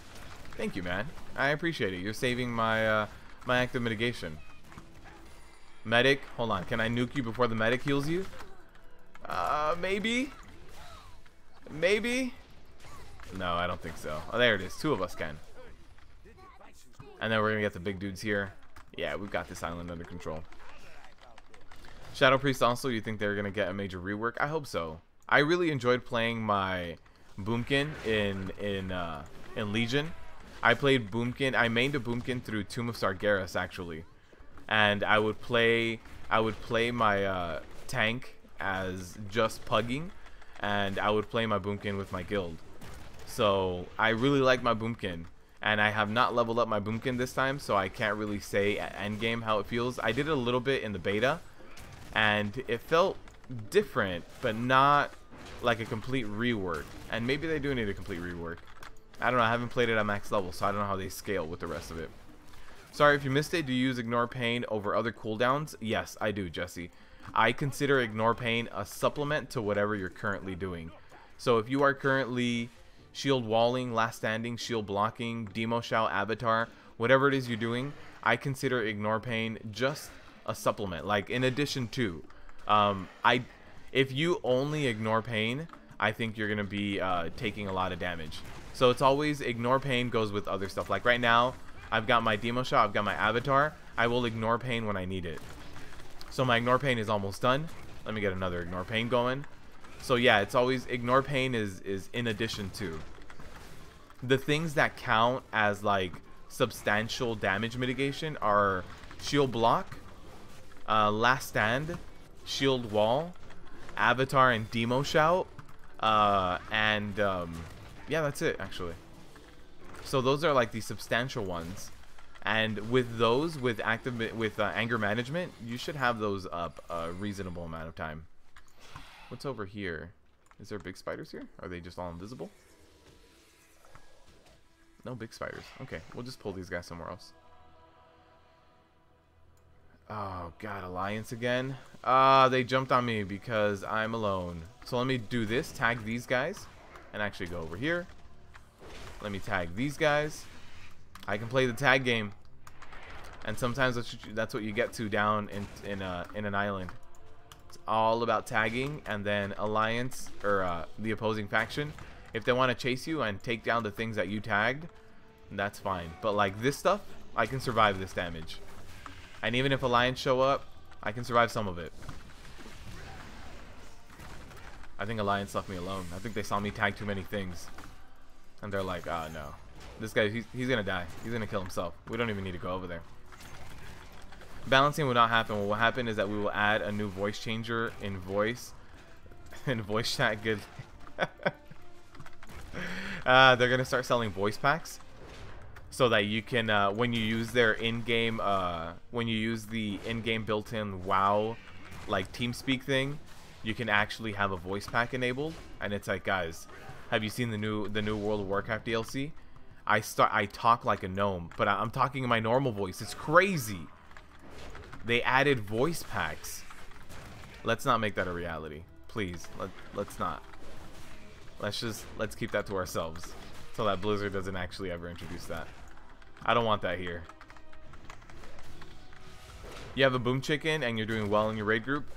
I think, yeah, I honestly, I need to play a boom chicken at endgame to see how it feels. But I know that they're, on average, performing a lot worse than average DPS. So if you have like a item level 350 boomkin, that is a good boomkin, and an item level 350 rogue, that is a good rogue. If both players are in similar skill, then the rogue is going to outdo the boomkin 100 times.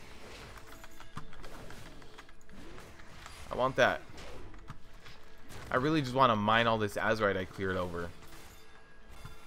Aha! Do it while he's gnashing. Don't hit me. Why? Why are you like this, Crocodile? I really like you guys. Don't give me a reason not to like you guys. There it is. What's up, y'all? You want the Asmongold pack? Voice line. It's going to be a soundboard and you're like, voice line 1, voice line 2. Got it.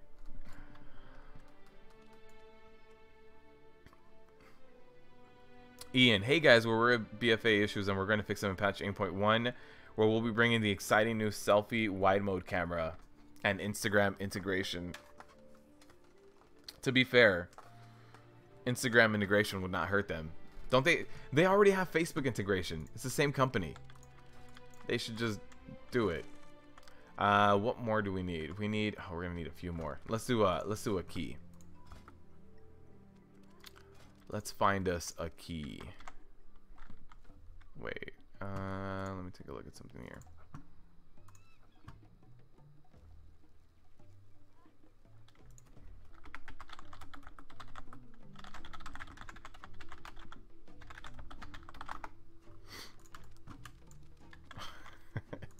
Let me see. Let me try to find a key. On my warrior, what I really need is, honestly, a Tall Dazar is going to have my best in slot trinket and best in slot shield, good pants. But at this point, what I really need is Azurite gear. And it feels bad that Azurite gear doesn't drop from anything in this game. It drops from your weekly chest. It drops from bosses. That's it. Ditching LVY today, being too buggy. What threat add-on do I use? A Gungadia, I use Omen. It pops up when I'm in combat. But I'm also just very used to, when you look at combat, the loss of control targets right here, that's built into the classic Blizzard UI, I'm very used to it. If you need additional like warnings on nameplates, I suggest running tiny plates. Yeah, I think it's tiny plates. You can have like the nameplates of things like change colors. You have one for aggro, for not aggroing. So there's all sorts of cool things you can do. Siege, I don't believe has any gear for me. It's a fun dungeon. I like the dungeon.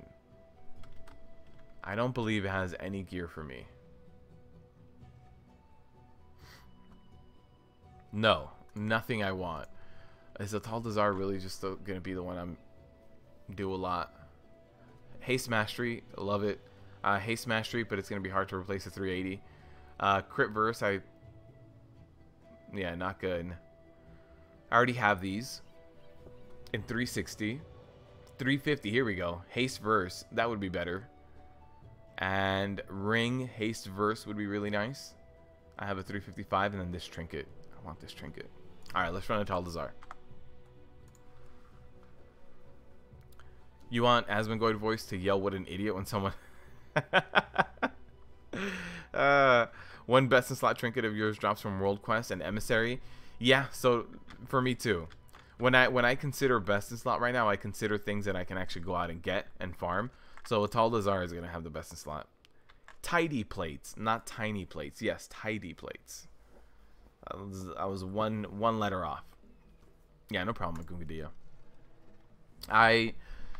As much as like LVY can look amazing when you have it set up. The problem is setting it up. Setting up your LVY just takes so much time. And just like you mentioned earlier, LVY is being buggy and broken. I feel like every other major patch breaks LVY. And that's not the fault of the LVY developers. Because if all the code remained the same, LVY would still work. So I prefer little add-ons that if one dies, I'm okay. And getting LVI completely set up, it's just one of those things. It's like, oh man, I gotta sit down. I gotta sit down and be like, time for a nice relaxing night of setting up my UI. And I don't know why. It doesn't sound terribly exciting for me.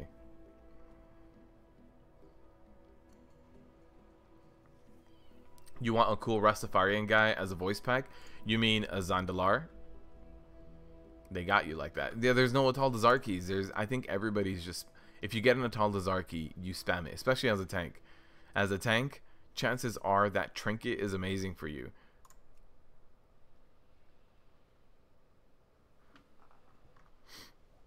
I don't think we're gonna find Atal Dazar +7. Get in there. Invite me. Please. I love you. Nothing. Nothing. I'm 357. I promise. I can do stuff in there. I can hit things. I can use avatar and hit things. I've got spell reflect for something. Dragon bars on grid lines for days. Yeah, man. LVI.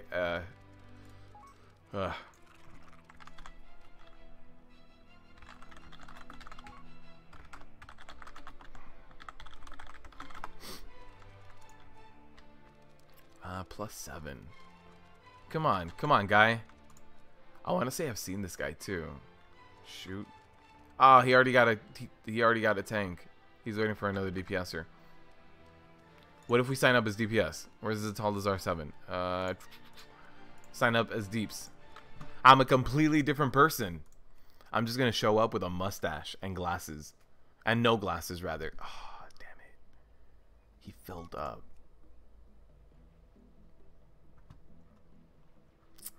No Atal Dazar. Alright.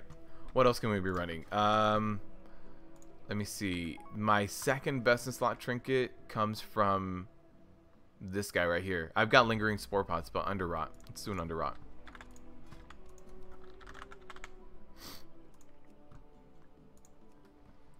+6. Here we go. Yeah, mustache and glasses wouldn't work out that well for me. I gotta do mustache and no glasses.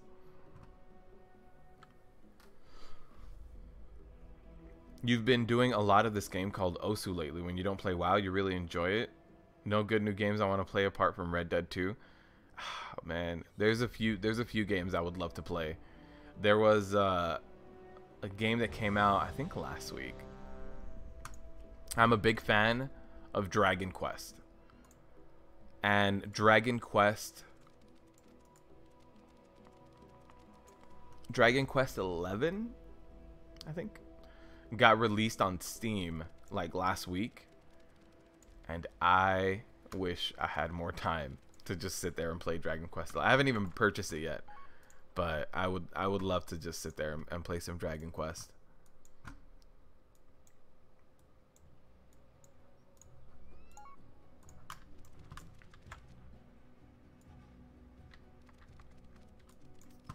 Alright, so we got into the Underrock group. Let me fly there.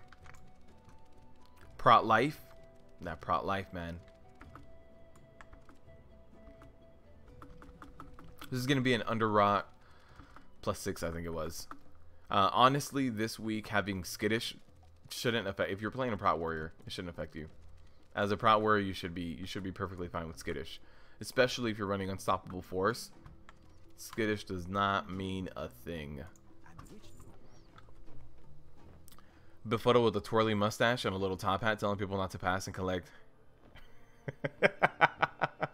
Oh, man. Ah, that'd be great.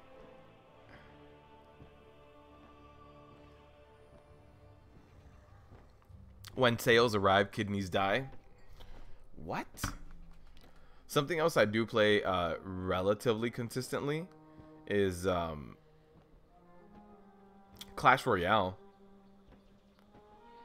And so, like, right now, I try to always run really weird decks that are going to keep me on my toes, not necessarily my opponent. So I'm going to show you guys, if you guys do play Clash Royale. Do I have autofocus? Let's do that.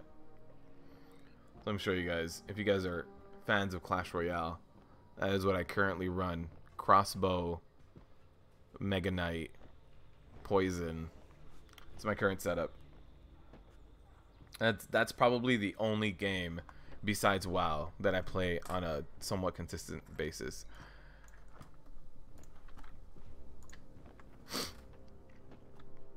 You're trying hard not to play WoW for one day. Why? Why are you thinking about giving up? Do you need the time for something else? Is it like I should actually be doing college work? Uh-oh. Somebody died, and I don't know if they were at the stone. I don't know if the person that died was because of war mode. I have war mode on. So lucky today for emissary quest, you got a barricade of Hurricane Resolve 370 shield. What? On EU or something? What? How'd you get a 370 shield?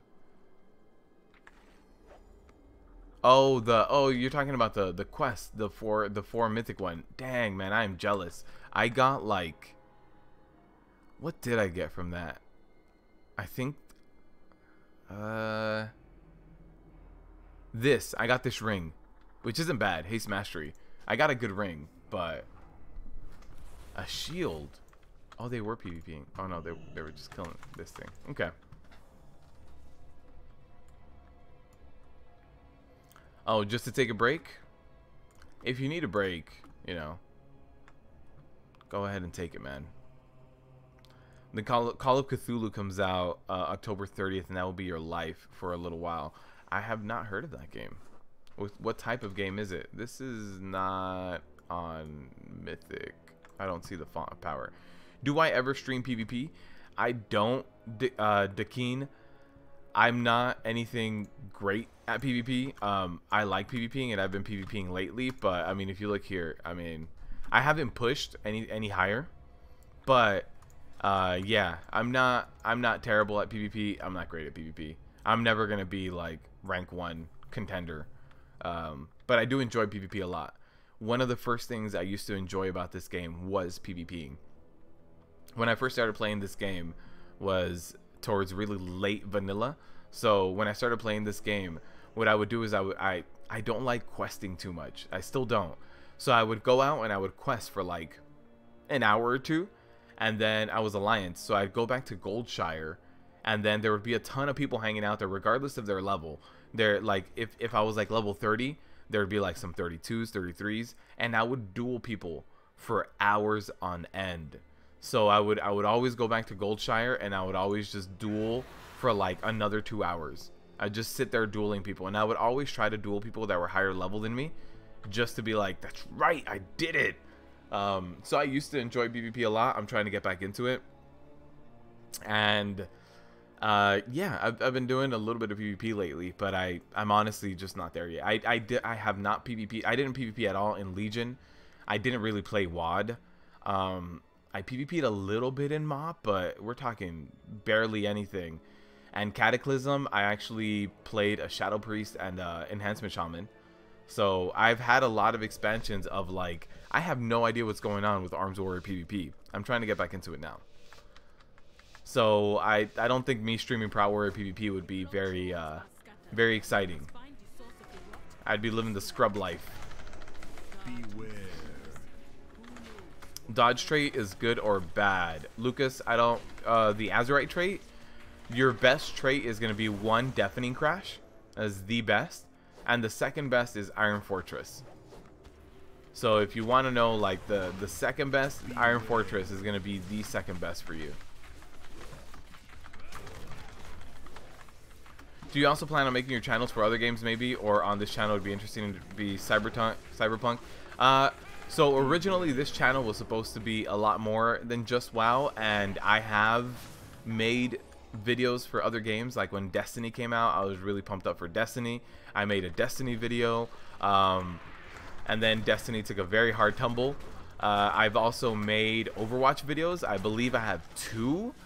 But yeah, originally, yeah, I've never tried to just lock myself into WoW. That being said, if you want to perform at a really good level in WoW, it feels like you can't stop. You can't stop. Like Recently, I've been trying to grind down my Raider IO score a little bit more as well. At one point, I did hit #1 Prot warrior in my realm. I am now, I think I'm #2 now. So it's like, I got some stuff I got to handle on WoW, and that stuff always takes a long time. So originally, it was supposed to be a lot more than that. This channel, actually, I started it with a buddy of mine playing Dota on stream. We would just play Dota on stream. That's all we would do, just Dota. And yeah, it just kind of changed over time. In order for me to be good at tanking, I need to know what all the tanks do. There's not enough time in each day to play and level up every tank. Like, if you guys were watching me when the beta, before BFA came out, I leveled up and geared up every single tanking class. Oh no, let's not do that. Nope, nope, nope, nope, nope, nope, nope, nope.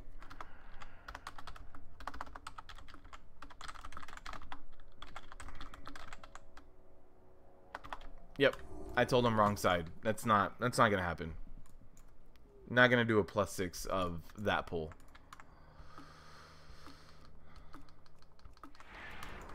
It's interesting. I hadn't seen the sides change yet. I had always gotten the left side. I stopped checking. I got sloppy.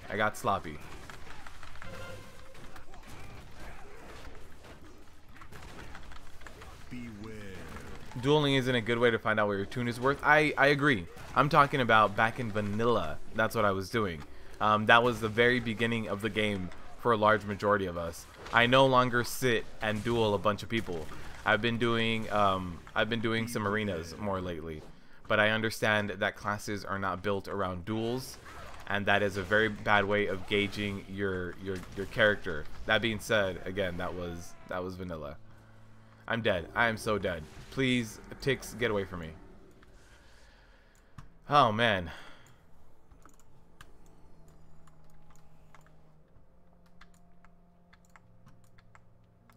The questing is the same way with me. You level up your rogue and I kind of like, huh?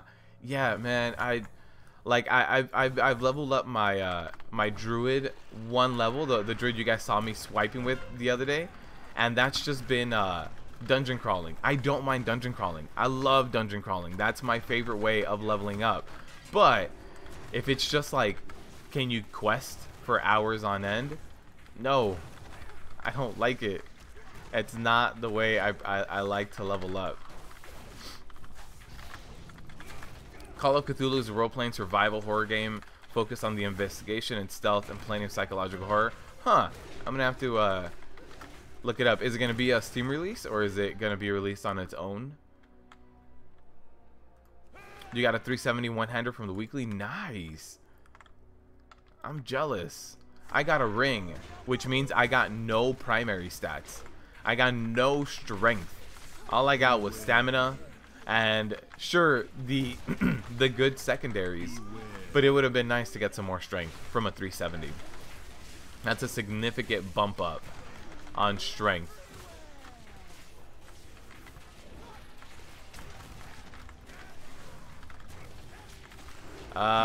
This is really going to hurt. Those blood bolts do a lot of damage. Yeah, let's not get hit by the Sanguine Feast. The drug formerly known as WoW is hard to stay away from. Yes. Yes, it is. You'll come back one day, man. You'll come back one day. I think on my channel, I did a video called like a love letter to WoW or something like that. And it's all about, she's got you, man. WoW is a cruel mistress and she's not going to let go anytime soon. You're always going to come back to WoW. Okay, this is going to suck. We have 2 ads up. Nice. Did we lose a person? Almost. Almost lost a person. I'm back. You are #2. Our raid tank is #3. Nice, man. Yeah, I had the #1 for a little bit, and now it's like, okay, I need to go back to grinding keys. I'm also trying to gear up my Brewmaster, so it's like, okay, hold on. What do I want to do? Realm rank 1 Prot warrior, or have different views on different tanks and play them at a high level. It's like, all right, I gotta pick and choose my battles here. There's only so much time for doing all this stuff and creating content and streaming, it's like I gotta pick my battles. For PvE, I think it's a hardcore to grind. On PvP, it's kind of laid back. You choose whatever you want. You always go on and improve. And you know what I like about PvP now is that, like, in Legion, PvP was in such a bad state because not even touching the templates and the item level things. Gearing up through PvP was non-existent in Legion. Like, you would get really, really shitty gear. There's no other way to put it. You would just get really shitty gear in Legion. But in BFA, gearing up through PvP is a very real thing. Like, you get good gear. There is no like, all this gear is terrible, I am never gonna use this gear. Like, once you start ranking up in PvP, and if all you do is PvP, if you're very serious about it, you will end up getting good item level gear. Now, being a Mythic Raider is going to offer the best gear regardless, and it's gonna beat out PvP, but it's good to know that PvP is still a viable, or is now back to being a viable way of gearing. It really is. So I do enjoy that from PvP, getting pretty good rewards. Beware. All right, so let's pop a bigger cooldown here. We've got a lot of trash here. A lot of it does AOE stuff that is not gonna end up being good for us. Here's the bile's gonna. Ooh, that almost went off on some people there. Gearing tanks in the beta. It was only for you to like. Yeah, it really was. It really was. What's up, Brittany? How you doing? Yeah, I honestly didn't feel like I was going to like Brewmaster mugs. Like when I did the survey about, or when I was thinking about the survey, I was like, all right, I'm just gonna omit stuff I don't like, and I omitted Guardian Druids. That wasn't one of the answers. I don't want to play a Guardian Druid, but I was going to omit monks until I leveled one up, and I was like, this is actually really cool. And learning how to play a monk at a very high level requires a lot more looking at different things, right? Looking at your stagger bar, seeing how substantial it is, seeing what the average dot on it is, seeing how hard it's hitting you, how much damage from pack to pack, how and when you stagger changes. You don't use mitigation in the same way. You don't go physical pack, I'm going to use this ability for physical damage. On a monk, you see how much damage taken in that's doing, what your average stagger is sitting at, and then you purify accordingly. It's interesting. So yeah, playing a monk was the only way to get me to like a monk.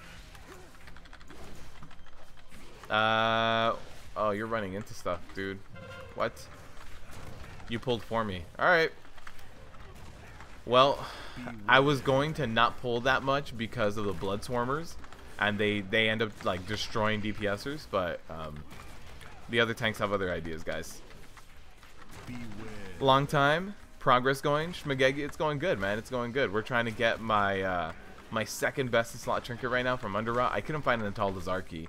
I would love to do a high Atal Dazar right now as well. So this is a +6 Underrot, and hopefully I can get my trinket from here. Oh hey, they're pulling for me again. Yay. No interrupts. Nice. Nice. Let's get my stun going. Let me move these guys a little bit as well, so that we don't have to worry about using that area for the boss. So for this boss, what you want to do is tank him up against the ribcage, right?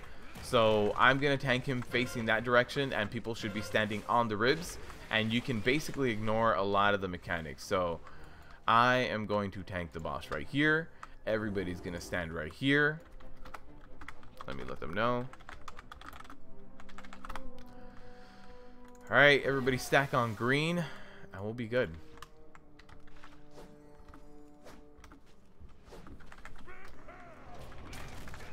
Nope, nobody's, yeah, nobody's stacking on green. So you see how the charge right here just goes out in whatever direction? If people had stacked on green, this charge is like 5 yards, and all of his little maggots just stay within one big clump, and you don't have to worry about anything. But now we're in this race where it's like, let's race to like position him and get him in like one spot the whole time. And it also sucks for mitigation when you have stuff like that, because you can mitigate a lot better if all you have to do is stand in one spot. Like right now I'm fighting for aggro, or not for aggro, fighting for threat while kiting him back and forth. There's a tantrum. This is going to be the hard part for every single group, right? So I've got some guys over here. Let me go over here. Oh god, we got this guy over here. This is a lot of ticks going out. And here's the charge. I'm telling you guys, you can avoid a lot of this headache, a lot of this like random what the hell is going on hectic moment by just standing in that corner. Just makes it way better. Did I see Ian's gonna throw himself in the woods? Yes, I was talking about it earlier, Mind Games. How in 5 minutes he's gonna start answering questions. So yeah, the WoW subreddit is going to have that happening very soon. All right, we're just gonna tank wherever. Doesn't matter right now. We're living in a world with no rules. Just do what you need to. This boss almost becomes trivial if you just use the corner. Nice.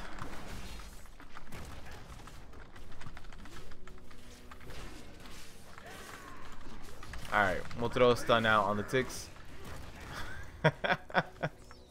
Oh man. I wanted you guys to see that corner strategy, so you could see just how little of an impact all his abilities have. Alright, here comes another tantrum, and this might be what does us in. To be completely honest with you guys, this might be it.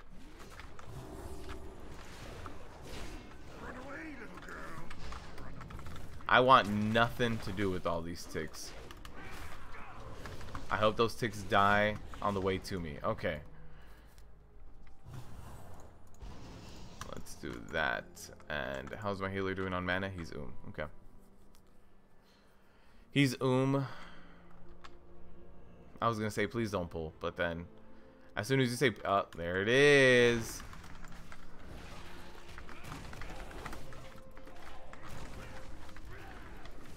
RIP live action Q&A. Ah man. You do like Mythic dungeons a lot, although at least 3 days or more if you can. You do at least three a day or more. Wow, that is a lot of Mythic dungeons, man. Although to be fair, I think I've been doing on average like 3 a day. Now at this point that I'm starting to get the gear from it, I don't know how much more I'm going to be just straight up farming on this guy. Now I feel a little bit better about jumping over to my Brewmaster monk and farming on him a little bit. Something else I need to grind out now on my warrior is, you see my Champions of Azeroth rep, I need to get that revered. So now my gear is starting to outgear this Heart of Azeroth in item level. So I definitely need that. So that's my next goal, is to hit revered Champions of Azeroth. I don't necessarily want to buy a contract because I'm not going to stack up any of the world quests. Although I don't know how much is a contract for Champions of Azeroth. Is it expensive? I mean, if it's not expensive, definitely go out and buy it. But I could have sworn there were like a few thousand. Steam release. Alright, well, Brofist, I'm going to check out that Cthulhu game. Mythic Plus and rating were required for PvP in Legion. Yes, they were. You wanted your item level, and there was no good way of getting the item level through PvP. But it's a different game now. I always wait to see which one doesn't get interrupted so that I can interrupt that one. Because normally in an average pug group, I would say you get one person that knows how to interrupt and one that doesn't.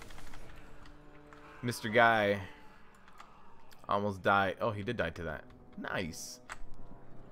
We don't have a res for him. He's got to run back. You're happy it's Friday? School is so much time. Yeah. Happy Friday, Brittany. Happy Friday. That's also the reason why you don't hardcore raid. Too much time doesn't leave me to work on videos and play some other games. Yeah. There's not enough time to do everything in this game, man. Drop the link in the Discord. Cool, man. I'll check it out. Kavdova. Love your videos. Happy to catch you live. Wondering why you bring Into the Fray and not Impending Victory. If you want really good uptime on shield block. Shield block right now, you see I have 4 stacks of Into the Fray. My shield block is 14-second recharge. If I run away from everyone and I no longer have any stacks of Into the Fray, I go to 16 seconds. It doesn't sound like a lot, but Into the Fray lets me have really good uptime on shield block. And I honestly feel like shield block is so big on mitigating damage. It's very, very important. The majority of the times, the healers can keep me up if I have good shield block uptime. So if I'm doing really good on blocking things and I have really good uptime there, then normally the healers aren't going to have an issue healing me. The issues come up when there's like a lapse in mitigation, right? So yeah, the reason why I keep Into the Fray is for that uptime on shield block. He's gonna start festering. Let me eat some of these, and then let me get a little bit of rage and start ignore pain myself a little bit here. All right. So everybody took 2 stacks, but I took 3 individual ones. So I got a total of 5. That being said, we did help the group overall take less.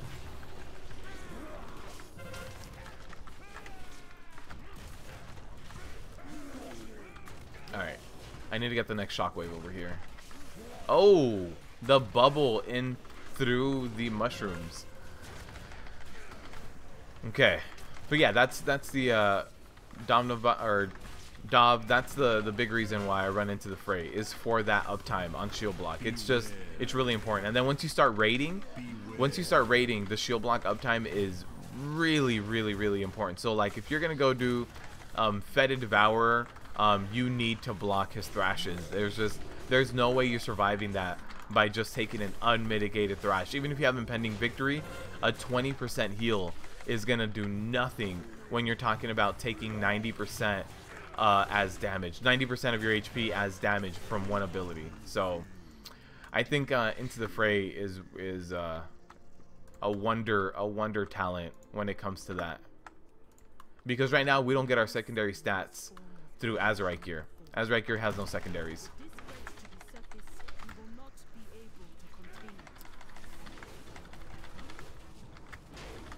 You played the Styx game a while back, and it's one of the best. Oh, nice. I need to check that one out too then. Been trying to hunt down every +10 Atal Dazar for your shield. I don't blame you, Shmagegi. I don't blame you one bit. That would be awesome if I could find one of those. I think the highest Atal Dazar key I've done is like a +9 or something. I thought someone else was going to get the interrupt. Last time we had the 2 guys, and we had an interrupt on the 2. So I figured this time we have 1. We're going to have an interrupt on it, so I'm going to do a big pull. Didn't get an interrupt on him. Okay. These guys do a lot of physical damage, so you saw I had a little lapse in blocking there, and that definitely hurt a lot. So now I'm popping my bolster, letting my shield block recharge. As soon as my shield block is ready, there it is, that's shield block again. Even though it's only 2 of them, we had the charges for it. Alright, let's pull this guy, or we can either pull him or wait for him to pad around. And this group isn't a very patient group, so we're not going to wait for him to pad around. Also, you love watching your streams. You love how you explain everything you do and why you do it. You're the main reason why you started to main tank again for BFA. Cobb, thank you, man. I appreciate that. Those are very kind words, man. And also, good luck to the rest of your tanking in BFA, my friend. Alright, so let's all go this way so that we don't get any ads. We already have 100% of enemy forces from some other pulls. So if we hug this wall, we get no ads. Let's wait for everybody to get to where I am. Alright, we're good. So now we just pull these 2 guys, knock them out, and we're good to go to the boss fight. Beware. Now this key isn't skittish, but honestly, as a Prot warrior, you don't have to worry about skittish as long as you use your kit. You should be running Unstoppable Force, and popping Avatar and Demo Shout on a trash pull, your DPS should be like in contention with your actual DPSers. You do that much damage when you pop Avatar. So the amount of threat that you're generating should be very significant. So skittish shouldn't bother you as a Prot warrior. The maggot safety dance. Oh god, I hate them, man. That's one of the worst parts of this dungeon. Or actually, it is the worst part.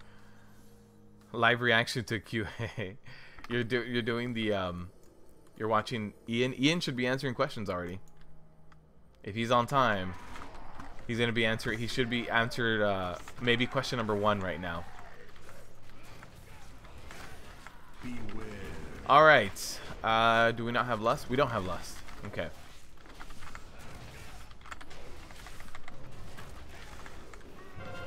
Agreed. Tantrum out in the out in the open. Yeah, I agree, Shmagegi.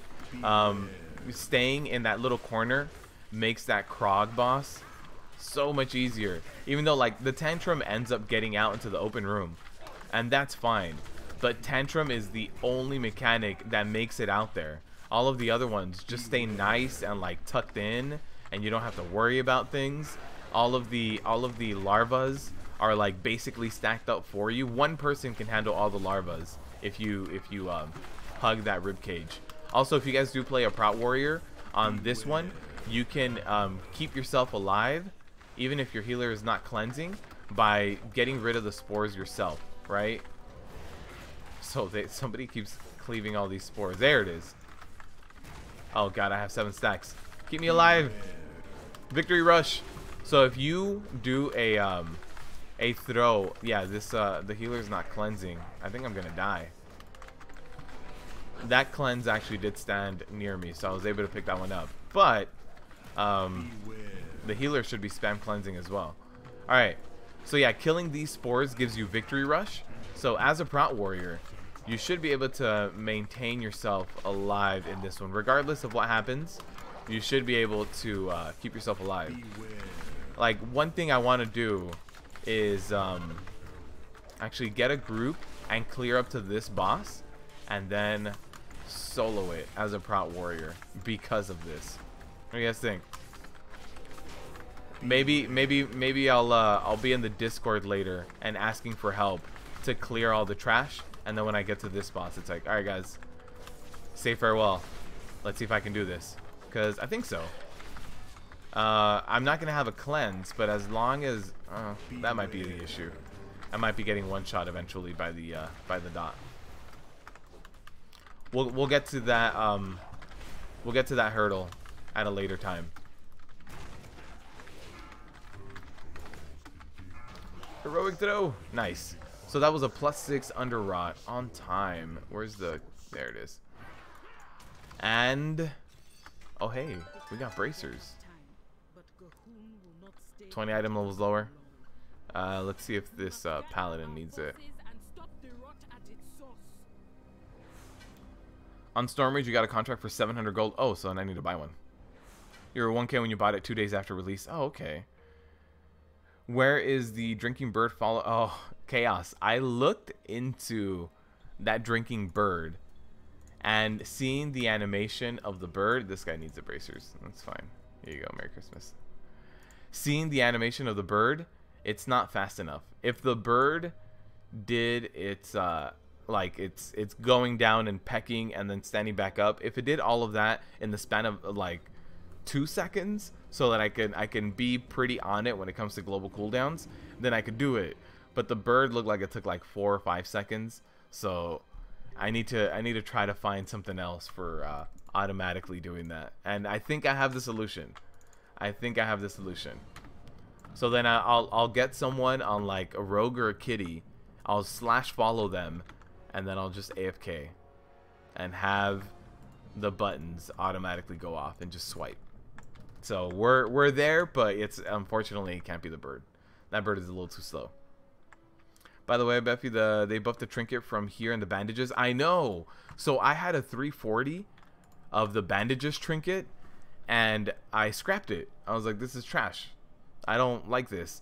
They buffed it a significant amount, and I went to my item recovery, and I can recover it but it's only 340, so it's not worth it yet. All right, let's repair. I will be good to jump back in to another group.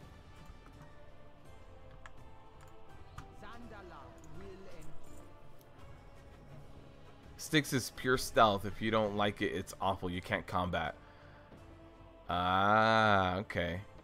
Sco's got 41. Yeah, man. The Method World First Race has got a lot of people watching.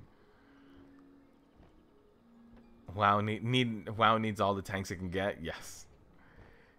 Get 2 birds out of sync. Chaos.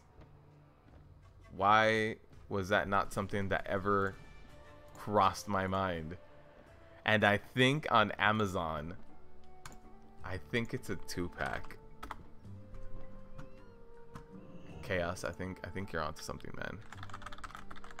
Oh, here it is. Browsing history. Yes, let me see it.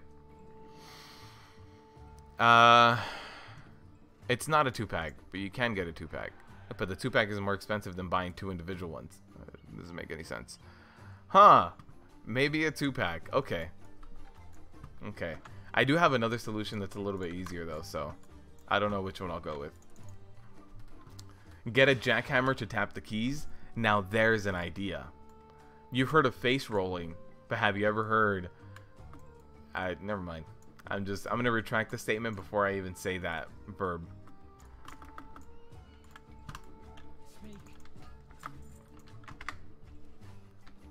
It's still pretty weak, is it? It's it seems to be a lot better though.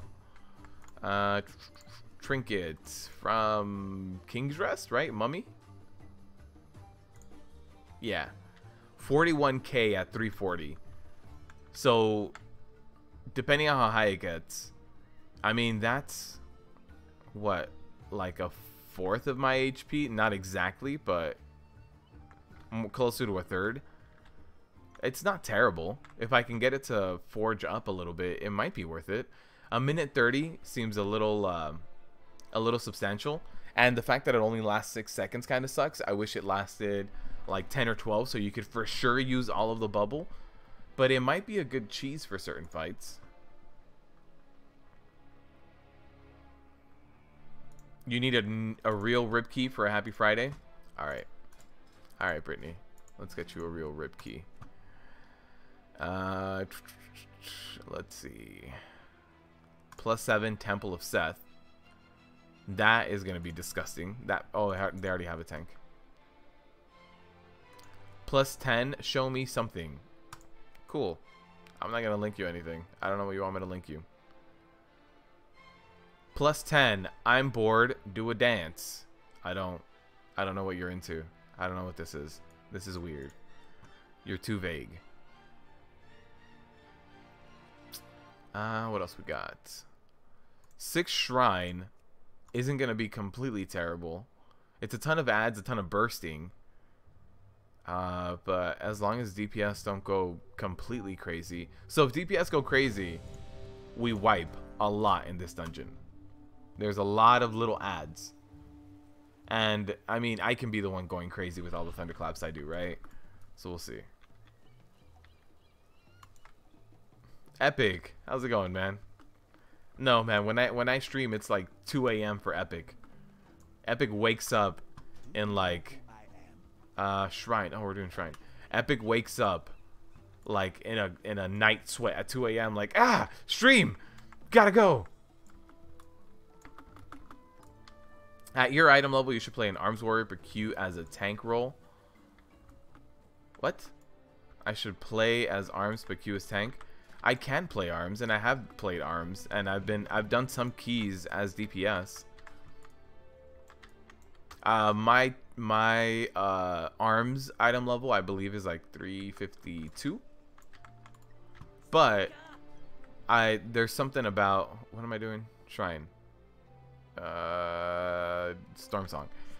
There's something about PvEing, like if I'm gonna run around the islands, if you're a tank, you don't get dazed.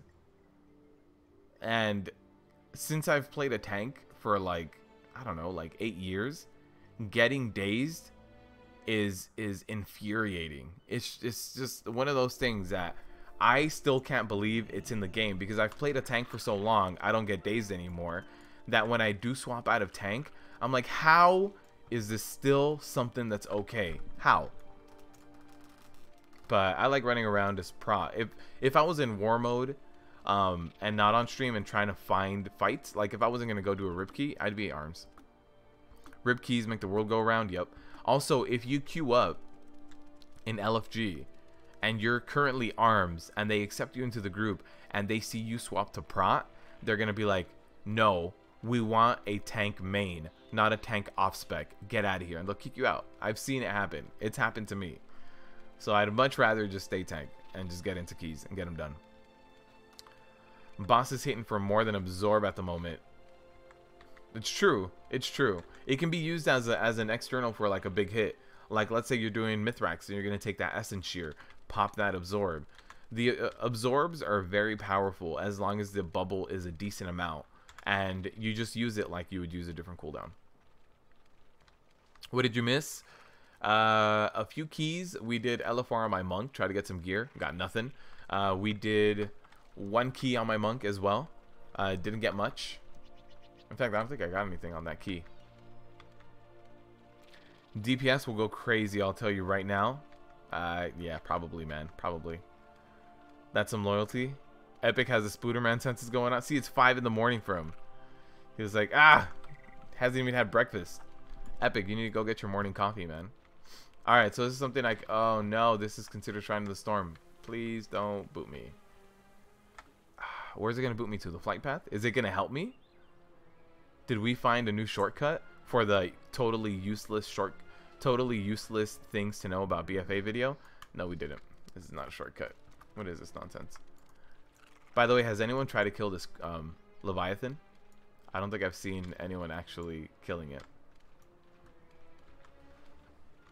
A nice and healthy 2:15 in the afternoon for me. Yeah, Brittany, we're in the same time zone. Nice and easy. Alright, now I can use this and get to where I need to get to. Spider senses have some delay. Oh, man. Your threat already got nerfed, and we have Skittish, who designs these. Epic, but like for Prot Warriors, I don't worry about Skittish. As a Prot Warrior, you just hit things in the face, and then they aggro to you. Is everybody here? We're doing summons? Is this summon for me? Don't tell me it's for me. Do undeads even have lungs? No. That's why you don't do underwater breathing. Underwater breathing is forever because I don't need to breathe. Thinking about tea here. Nice. Get yourself some tea. Dungeon. Yeah, it's set to Mythic. You've tried on your lock. You're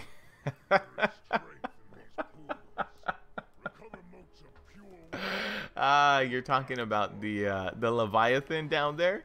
You tried to kill him on your lock, and he stole your virginity. Nice, nice, man. You miss repeatedly summoning me. Man, sometimes I'm like 2 feet away and I get summoned, and I'm like, who is that? They must know me. The best time zone? I don't know, man.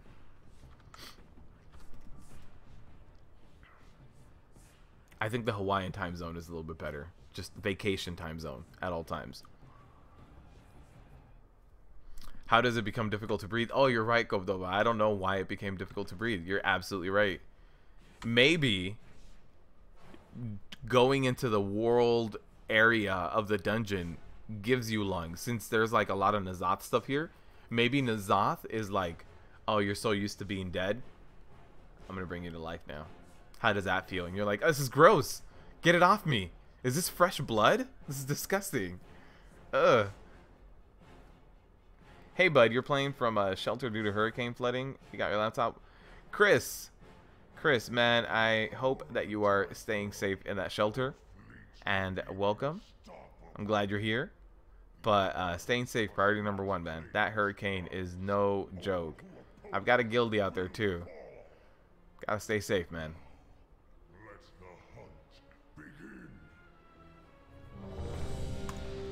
Yes, put the key in. Why? Are we just running out? Yeah, we're running out. Okay.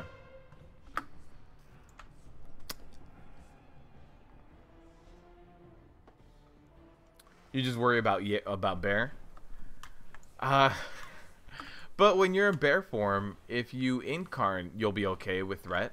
Incarn into a few thrashes and then start mangle cleaving, you should be fine. Although that is a 3-minute cooldown and that's not a permanent fix for bears. I understand that. I need to play a bear at max level to see those threat issues, because they were happening a lot in beta. Bears were having a lot of threat issues, but then right before BFA released, they got a patch where they buffed the damage and the threat that bears were doing. So I imagined that was going to fix them. What add-on is that on the left that shows your talents cast? That is a weak aura that a guildie sent over to me. Let me see if I can get it before this starts. History recently closed. Let me get you this weak aura. Current setup. This is the weak aura that shows current setup. Hawaii would be the place to get Old Sandwich Jamaica, to be honest.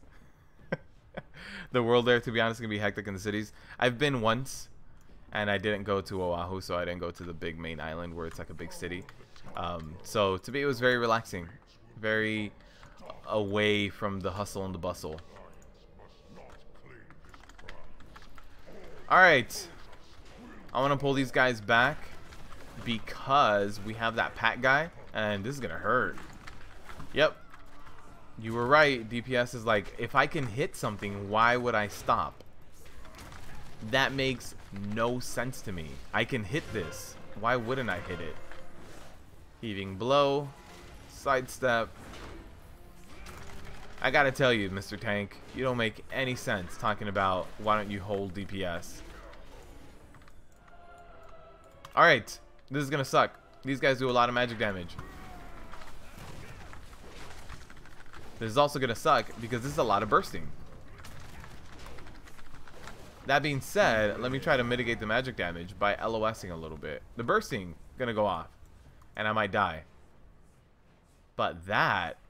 Aha! Oh, we're all dead. 11 stacks. 11 stacks is a death for everyone. That's 110% of your HP. Yeah. Brittany, you wanted a rib key, right? Here you go. Before we get to the second boss, all of this stuff out here is gonna be where we die.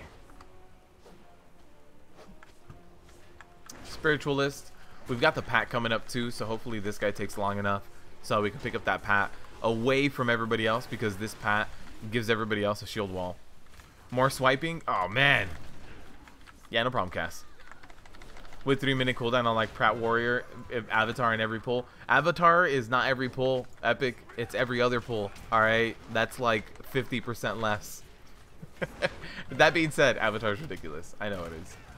The amount of damage you can push out while Avatar is going on, it's insane. It's crazy. Alright, let's do this. Avatar. Demo shout. Thunderclap. Thunderclap. Thunderclap. Okay, there it is. I was waiting for the bursting to fall off again. Let me heal myself a little bit before I thunderclap again. There's the next thunderclap. Somebody pulled this guy, the Living Current. I'd rather not get him, but it is what it is. We're already here. We got him. So when this Living Current goes out, you can block like his auto attacks, but the big thing to stay alive through this Living Current is when his cast is going to go off, have a full ignore pain. So when he's going to do that rising tides, he's going to lift you up and bring you back down, have an ignore pain up, because you're stunned. There's not much you can do in terms of like, I'm going to do this. This is how I'm going to react to it. You need to have your things rolling before, man. Beware.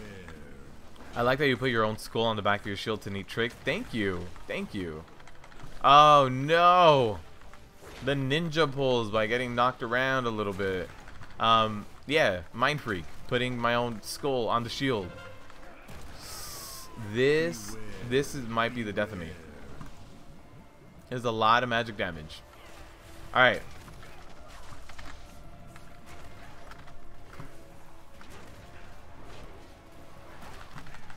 Okay. Trying to stay alive. Alright. So, can these guys cast on me over here? Probably. Yeah, of course they can. They don't get LOS. Oh, hey. No fall damage. Beware. Please leave me alive. I'm going to start LOS. I'm going to start outranging you. This is the only way that I can survive at this point. I just need to outrange the attendants. Alright, so I can charge back in. I've got a demo shout for them. Right here. Interrupt. I got you. I got you guys. You'll never know what hit you. And then I can stun you. And then I can be aggressive right here with my avatar. Yeah, you guys like getting avatared? Oh, that's not an easy pull to get ninja pull on. But we can make it happen. Where's the Pat? The Pat's behind us. We can skip all this. Please, everybody skip. Once we skip, we can all die to the globs on the ground. Alright, let's all just die to the globs on the ground then. I feel like we haven't wiped in like 3 minutes. So, we need to wipe again. Alright, please don't burn. Oh, 9 stacks of bursting. Are we going to refresh it halfway through? Almost. Almost. Alright, we almost all died. Now, time for the boss. Nice. Alright, we're good though. We're good. We can recover. I had a victory rush from that pack of little globs we pulled. I made sure I killed one of them. The healer said, thanks for all those stacks of bursting. Yeah, I'm sorry, man. There's only so much we can do. Or there's only so much I can do. Alright, so let's get Avatar going here. Get some deeps going. The tentacle grasp, I don't think you can stun it like you do the snakes in Temple of Seth and have it go away. Next time I see one, I'll try to get that stun going on it. Let's see. Alright, so we do need one person in melee range of each one of these guys. So let me run on this one because there's no one here. There's no one on the other one as well, but probably not going to be. Alright, here we go. Here we go. So I just run to the one where there's no one, because if there's no one within tanking range of it, then he's gonna do all sorts of funny business. Cause someone died. Oh, someone got completely knocked off the platform. Rest in pieces, man. Rest in pieces. Less werebearing? I don't werebear. Some cities are nice, but Holland is just sweet Amsterdam and tourists. Is that where you live? Alright, stun. Oh, stun does get rid of it. Perfect. Just stun it. Just stun it, guys. And then we get the boss back at like 10% or 15%, and you just nuke it down. The shaman that died is going to have to run back, and I'm a little worried, because if the shaman doesn't pay attention, then we can get this pull that we skipped. It has a pat attached to it too. That pat's around between like, let me avoid all this stuff, between like over here all the way back to here. And if you're not careful, you are going to pull the pat, and then you're going to end up pulling this group as well, and that'll be a wipe. So I'm a little worried because we can't res him. He has to run back. So let's see how that goes. I'll wait for him to completely run back. Actually, you know what, these pulls are not too bad. Let's do that and LOS pull by running uphill. There it is. So now I'm gonna wait. I'm gonna wait for this guy, because he could wanna, if this is one of you guys as a mole and you guys want to rip the key, he's just gonna pull everything. Oh, nice. He didn't pull everything, and he has the pterodactyl mount that you raised as a child. Alright, we should be okay with that. Nice.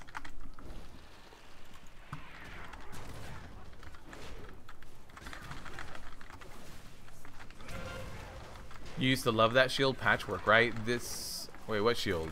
What's the name of the marking add-on? Chaos? That is O-Pi. Just O and Pi all together. But no, this fight that I currently have, the Skull Flame shield, is from Mana Tombs, last boss in Mana Tombs or something like that. It's somewhere in TBC. Thanks for the sub, by the way. I appreciate it. I was gonna spell reflect that one. Top DPS, shame those DPS.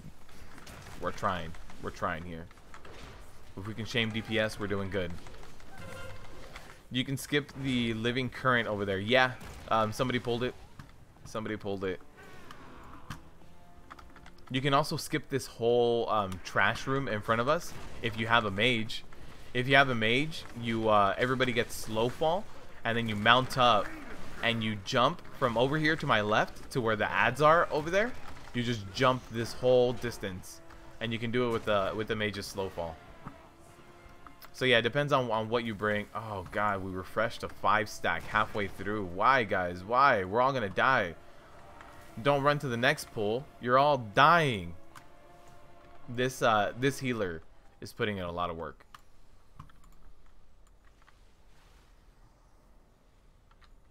Okay, let's run it.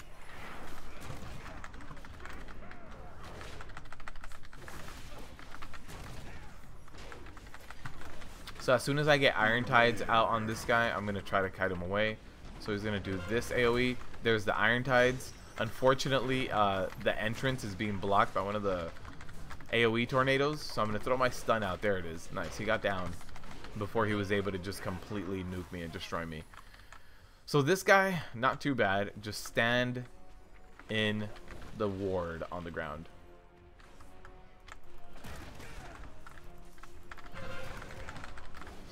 So let me move him out of his own ward. Right around here. Nice. And then let's all just stand in this ward. Unfortunately, the one person who's getting targeted is the one person who wasn't standing in the ward. I think that was my healer too. But we should be able to survive this without a healer.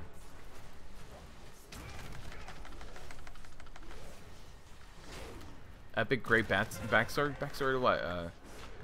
For putting symbols on tunes and places? Yeah, it's Opie. Opie Chaos. And that's the add-on you want. Well handled. That was... sometimes it gets a little rough, man. NPCs LOS? That'd be a fair thought. Sometimes they do. Sometimes they don't.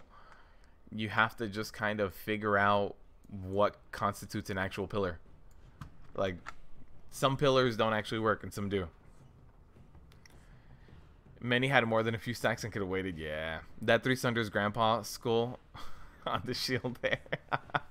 How come you don't have your guildies run with you? Shmagegi, when I decide to just pug a bunch of keys, I know it's just me getting into it with just pugs. That being said, there have been a few times where a few of my guildies are like, hey, we want to run keys. And I'm like, are you sure? It's going to be like half pugs, and not everybody enjoys pugging. I realize that in order to enjoy pugging, there's probably got to be something in you that enjoys a little bit more of a challenge, right? Because you can get a really good pug, but you can also get a really bad pug. So yeah, I don't like to just automatically include people and be like, hey guys, come over here, I'm pugging, join me, you have to. So I have done it. I believe last week I had my co-tank hit me up and he was like, I want to run some keys, I just need gear on this new character, so let me run with you. So yeah, I mean, if they want to join me, absolutely more than welcome to. Right now, like the focus on the guild is getting the bosses down, and getting more gear is the easiest way of doing that. So if getting my guildies more gear is definitely something that has some priority right now. All right, we've got the hits going out here. Here's the lesser blessing. I could try to stay in here. Okay, never mind. Not in that. I can try to stay in his auto attacks, but not that. Let's see. Yeah, if I currently have my block up, it's okay. I can take a few of those hits. Alright, let's skip all this. And just run straight in here. Now, are these guys going to die too fast and we're all going to die because of bursting? That's a good possibility. Let me stun these guys so that they don't move.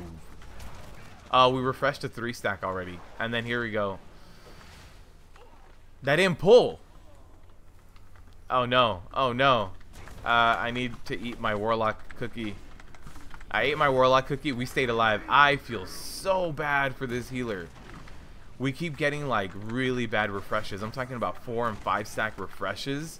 That's almost as bad as you can get, because that's just gonna be a wipe at that point, or it should be, if you didn't get like the amount of big AoE burst healing. Yeah, you live by Amsterdam. It's a nice city, good places. Go out. Oh my god, in the summer it can be like full, no space to go to. Oh man, that kind of sucks. It's a big tourist destination. All right, so we can. Oh, my healer wanted mana. Uh-oh. Let's see how we'll do this. 4 stacks. Let's stop. We refreshed a 4 stack. We refreshed a 5 stack. This is death. This is death right here. Let me get a warlock cookie. Warlock cookie. Item is not ready. It shows like it is. Okay. I don't have any. Oh, I have actual food. It's fine. We'll eat some actual food. Plugging Mythic keys as a tank is painful with groups that don't respect your pace. That's probably the worst one, Daniel. People pulling for me is just terrible. And when you try to talk to those people, the majority of times, like 6 times out of 10, the people that pull for you, if you say, hey, can you stop pulling for me, they'll say, LOL, shit tank, and keep pulling. So that's the one part that does kind of suck. You thought it was Hero Surrender from Patchwork? No, it's not. When people try the 3 chest and end up in Ripkey, yeah, I think people are very focused on a 3 chest every single time, even though it doesn't really mean a whole lot, right? The 3 chesting, what it really does is it upgrades your key. There's not a difference in the level of gear you get. You can start getting a few more bonus pieces once you start pushing very high levels of Mythic Plus, but for the most part, it's just about upgrading the key, and it shouldn't be that monumental, like, for everyone to be like, we have to push every single key. We have to get this right now. Right now, we have to get a +3 every single time, because a lot of times you just don't have the gear for it. All right, let's kite with that Blessing of Ironsides. Hindering Cleave, can't touch me. Let me charge over here, bring them together. So every time you throw an interrupt on Gale Caller, you get a tornado on the ground. So those tornadoes on the ground are partially from the I'm gonna die. Yep. I think we just had too much AoE damage going out. Just a little too much AoE damage. Oh god, he stood on top of the haste one, and it was like, he's gonna destroy me. All right, we just gotta take care of Gale Caller at this point. Come on, come on, Gale Caller. There you go. She's dead. All right, now with this guy, it won't be too bad. Especially if you're not getting the additional whirlwinds and stuff, and the swiftness wards below. All right, we've got a Hindering Cleave coming up soon. I've got my shield block ready to go. There's a Hindering Cleave. It's gonna hit the shield block. No big deal. As long as I block his Hindering Cleave, I'll be okay. Now he is gonna do his Blessing in 10 seconds, so the snare is gonna fall off from Hindering Cleave, so I'll be okay. I was thinking if I needed to Heroic Leap. There's a Hindering Cleave. Not bad. Not bad. Especially if you block it. Now this time it's gonna suck. But the Hindering Cleave goes out in like 10 seconds. So I'm not gonna... There it is. I was like, the snare still hurt, but I'll be okay. I can survive. Guacamole. You can't stop saying it for some reason. All of his tunes have Glock in it somehow. Actually, that's not true. I just lied to everyone. Yeah, no, not his Demon Hunter, actually.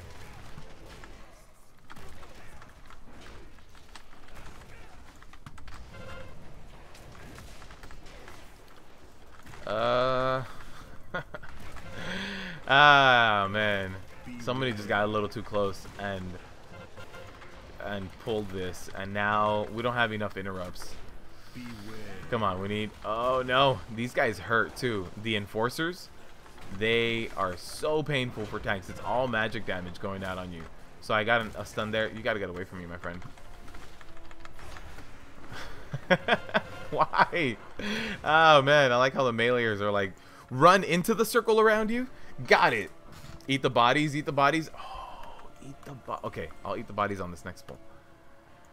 I forgot about that. Brittany, I was doing 3v3 arena, and every time we would take out 2 of them, if all 3 of us were still up, I'd go and I'd eat the healer's body, or the DPSer that decided to tunnel me.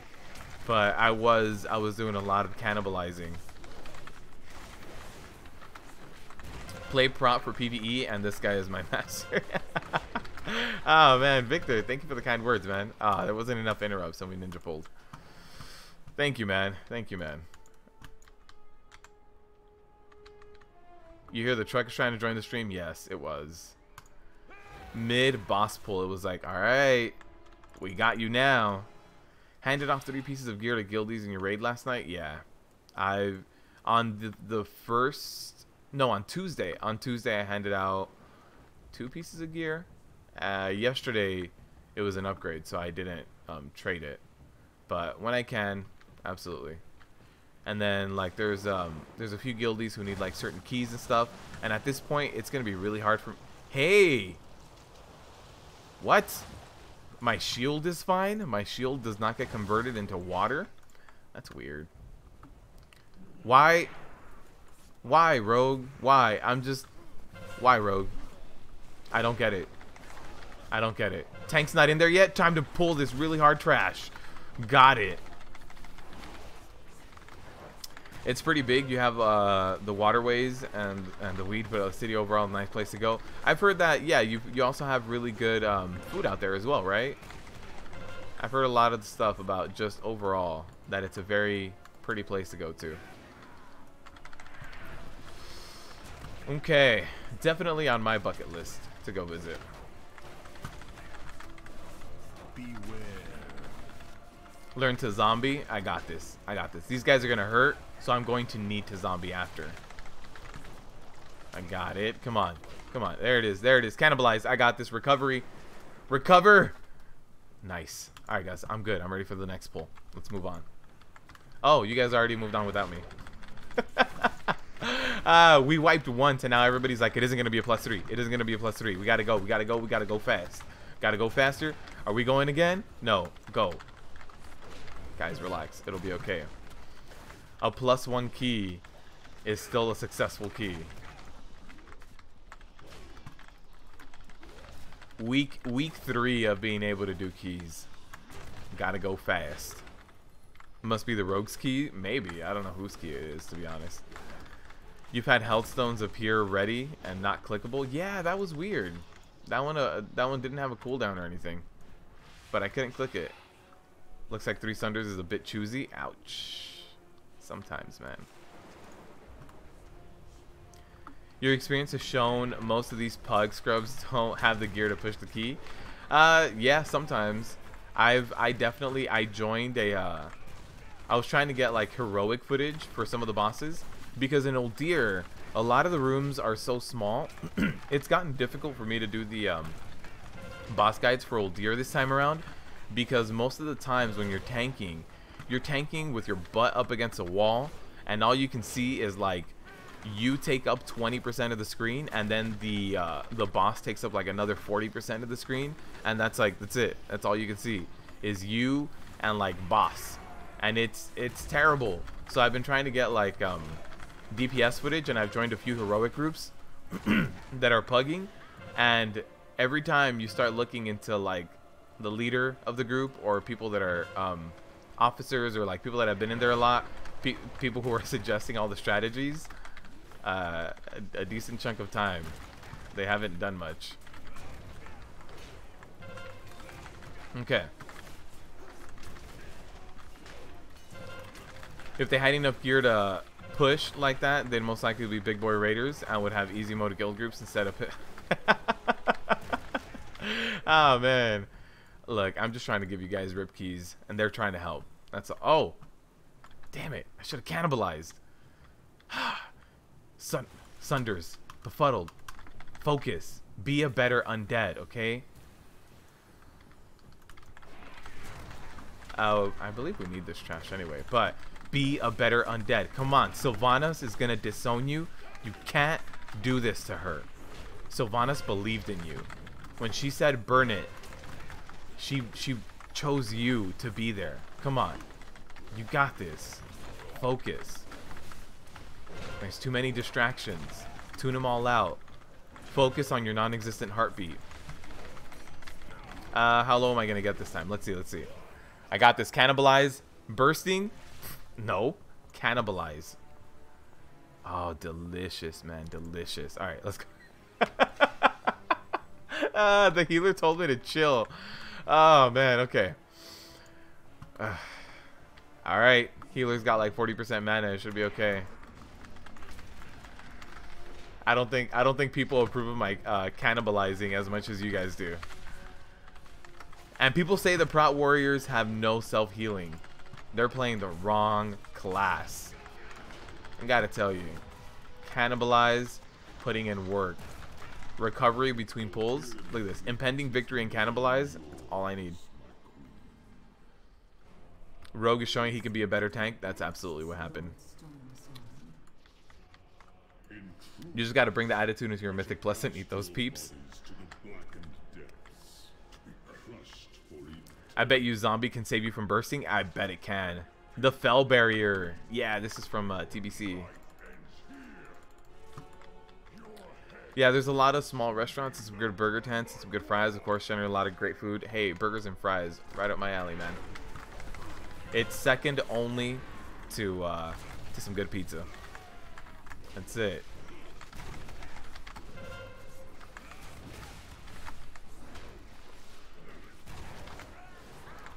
Healers hate this affix with pugs. Yes, I don't blame them. This is so I feel like affixes focus on healers and tanks a lot. Like when you have skittish, a lot of the DPSers are. Oh, let's kill him. Let's kill him. Kill him. Kill him. Kill him. Kill him. We gotta hit him a little bit. Come on. Ah, man, are we really gonna lose him? No, we didn't lose him. Perfect. I thought we were gonna lose him to the void. Okay. Yeah, whenever you have stuff like Grievous, you'll see a lot of people being like, easy week, Grievous, let's do it. And then all of a sudden you talk to a healer and they're like, this is the worst week ever. Like certain keys, there's just a little bit of raid-wide damage or party-wide damage that goes out consistently, and that makes Grievous a living nightmare. I hate it. But then there's not a lot of people that notice what goes on. Bursting is one of those as well. Like they're like 8 stacks of bursting. That's fine. That's 80% of my HP. I still have 20% left over. And it's like, all right, but if you get tickled by anything else, you're dead. Your healer has to heal you on that 80%, spam you. And then stuff like skittish week, stuff like sanguine. It's like easy week, guys. We're fine. I feel like there should be more DPS ones. So one of the things that I really liked about the encounter, if you guys tried to do like the achievement runs for certain tiers in Legion, there was, if you did the achievement for Botanist in Nighthold, there was a fruit you ate, and then there was an ad that only you could see that would slowly run to you. You had to kill that ad before it touched you. What if that was also an affix? It's gonna affect every single DPSer. Every now and then, we're gonna kill him on the void. Ah, oh, damn it, the spell reflect. I thought it was gonna be the killing blow. What if every now and then an ad spawned that slowly started walking towards a DPS? If you're melee, it's not gonna one-shot you. If you're ranged, it does one-shot you if it reaches you. If you're melee, what can it do? It can be a spellcaster, and you have to interrupt it.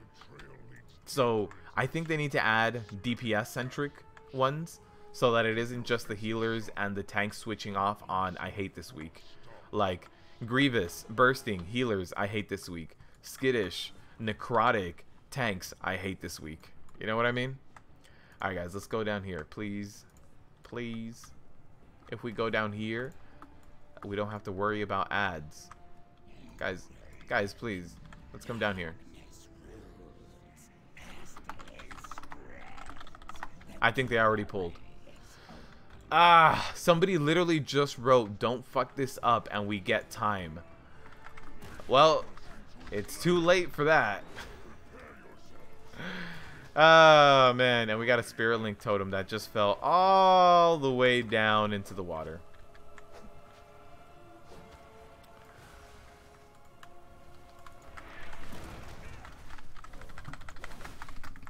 I really don't like these ads. They hurt like hell. Alright, can I get another killing blow? Please. There it is. I got another one. And victory rush. Alright, that's the only way to stay alive here. 5 stacks of bursting and a victory rush. And a warlock cookie. Do we have enough here? I don't know if we have enough percentage points here. But at the end of the day, we can run back into these guys and pull some more. Silly befuddled, pulls aren't for tanks. Yeah, I live in a different world where you used to wait for the tank to pull. You know? Never care what plus it is, I'd rather just finish it. You mean who cares? I agree. Min-max to the max. What? Why? It's not a real pull if it isn't a ninja pull. Alright, so while we handle this pull, or while my avatar is up, I should have enough blocking to be able to handle active tanking this denizen guy, right? So hopefully, my block just ran out, so I don't want to be here anymore. Oh, there it is. It just came back. If I have shield block up, I can tank this guy. He hits hard, but I can do it. 99.4% of enemy forces. Oh, man. Alright, so we've got 7 minutes to beat this boss and to kill some more ads. That is plenty of time. Plenty of time. At this point, there is no +2 or +3. We're just getting it done. Alright. So again, while I have blocking up, I can stay on this guy. That being said, I don't have blocking up right now. So, here's my blocking. Let's run in there. Let's Avatar and Demo Shout, and while Avatar and Demo Shout is up, maybe we could stay in here. Let's see. Let's see how bad the damage is. If I just Thunderclap and ignore pain, is it too bad? I can handle it. I can handle it. Nice. We out DPS to DPS. Alright, so I got my first interrupt here on the Denizen. Hopefully somebody else gets this next one. Nice. Get interrupted. And I have my interrupt up, but we don't need it. Let me interrupt the boss. Okay, so we're gonna get a bunch of ads right now. So let me stand here a little bit closer to the center, so that we can handle the ads that are coming out a little bit better, right? So there's a yawning gate. I'm gonna run back here so that everybody kind of focuses on the ads. And then what I can do is heroic leap over all of the stuff on the ground, right? So let's heroic leap. No! Too much damage. Too much damage. Don't do that, guys.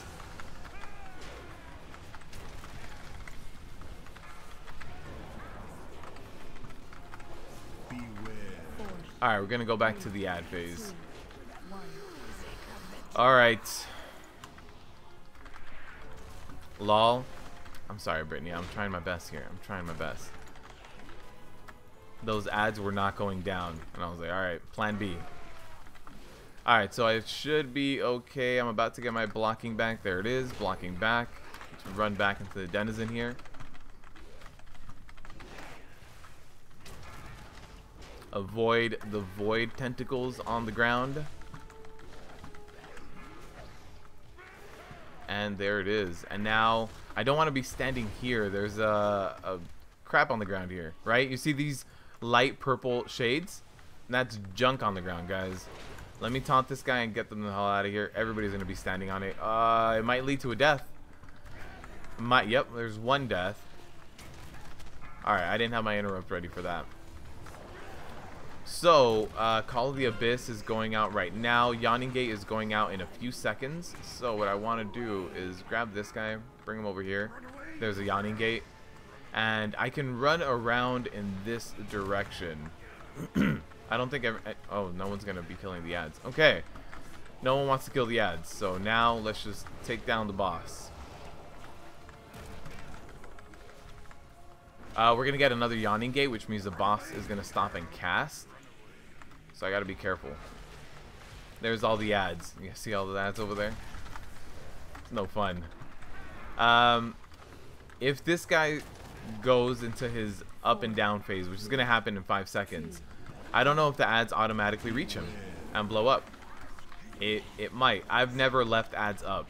We're going to find out together. If I just blow up and get one shot and we wipe, then that's what happened.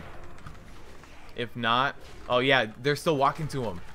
Oh, I see them. There it is. They're going off right now.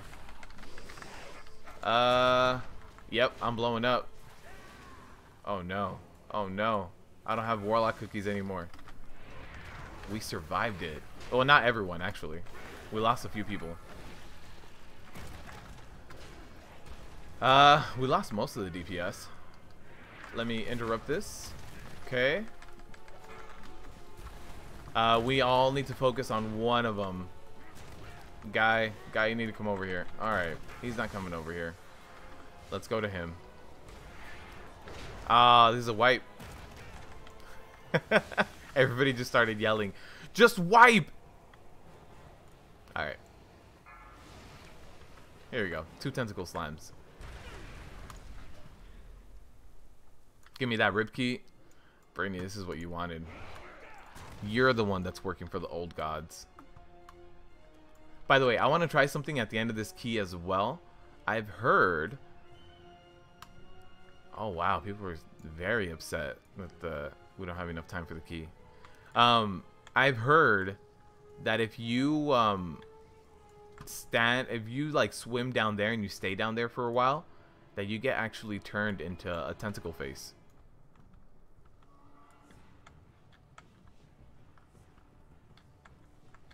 Man, they're all yelling at each other. This pug got real angry real quick. Oh man, gotta finish leveling so you can rejoin the I hate this week groups.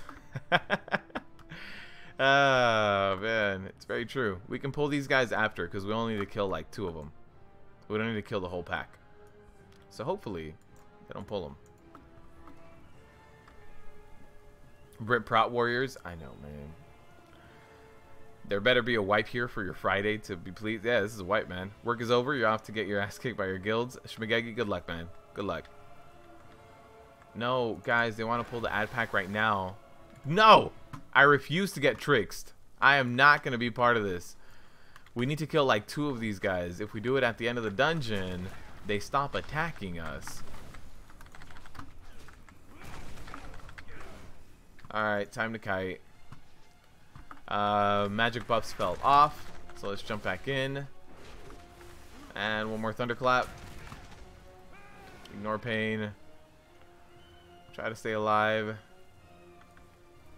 Alright. I'm still probably gonna die.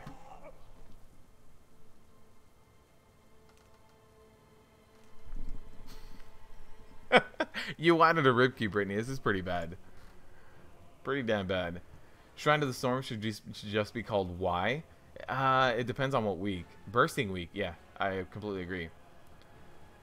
They're all rushing in there and we're just reading chat. Well, you know. Tacos go equal with burgers and fries and then pizza's the third. Brittany, I gotta disagree with you. I'm sorry. I gotta disagree. Alright, let's heal up. There's no corpses to eat. I've had eel sushi before. What is this, Blizzard? Like, really, Blizzard? Look, can I target it? Blizzard, fix your game, man. I hope somebody asks Ian, why can't I cannibalize eels? That is one of the important questions right now. Like, seriously? Kind of lazy designers don't let me eat eel. Rip key boys? Yeah, this is done. This is done. 4, 3, 2, 1. Alright, now let's transition over to tank boss, DPS boss, tank ad, DPS ad. I don't have a shield block right now, so let me just wait like 2 seconds. Let's charge in. There it is. Alright, so while shield block is active, I can just hit him in the face and not have to worry about it. Shield block just fell off. Now let's kite a little bit. I've got like 1 second left on shield block. There it is. Charge back in.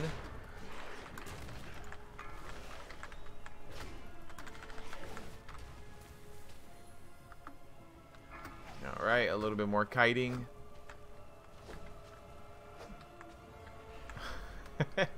The healer's so focused on damage during that phase. Oh man. Everybody's at 50%. Help. I don't have my interrupt. Anyone? Anyone? Alright, nice. Somebody got it. So we're going to have the ads coming up right now. And let me dodge the tentacle slam. And then a yawning gate going out in like 2 seconds. So let me get out of that. Alright. They had said don't bloodlust on pull because we need to kill the ads. It looks like we bloodlusted on pull. Please don't kill me. I just need some heals. I just need a little bit of healing. I just need a little bit of love from my healer. Please. Oh man, okay. Ignore pain. Rage on demand. That's why I like booming voice. It gives me that on-demand rage. Alright, we're gonna go into the 2 phases right now as well. Back at it to those 2 phases. Nice. And let me charge, get my block up, and I'm gonna get 2 shield blocks up back to back, so I can actually stay in a decent amount of time this time. This time around, the charges lined up a lot better with this ad. So now let's back it up. Let's get an ignore pain going. I'm getting hit really hard. Please, sir, may I have some heals?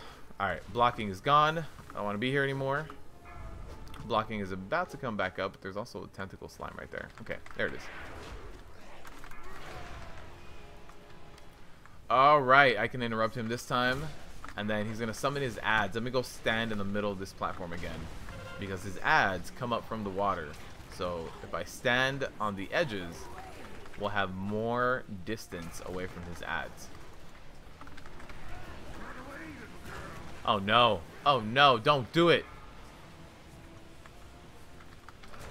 We got a little separated here. Got a little separated here. I think this first yawning gate is about to despawn. Nice! As I'm saying it, Blizzard makes it happen. Blizzard's like, you're right. You're right. The time is about right. Let's do this. Run, boss, run. Don't you dare stop and cast right now. 4, 3, 2, Alright. 1. That being said, we have a lot of DPSers dead. Oh, it's just me and the healer now. Just me and the healer. Wipe, wipe. If you sit down, they crit you. I don't think we have the DPS for this, to be completely honest with you. This pug was always real angry. They got worse, man. They started yelling at each other. You could tell from the beginning. Not a pug if people aren't yelling at each other. That's very true. Is it really even a pug?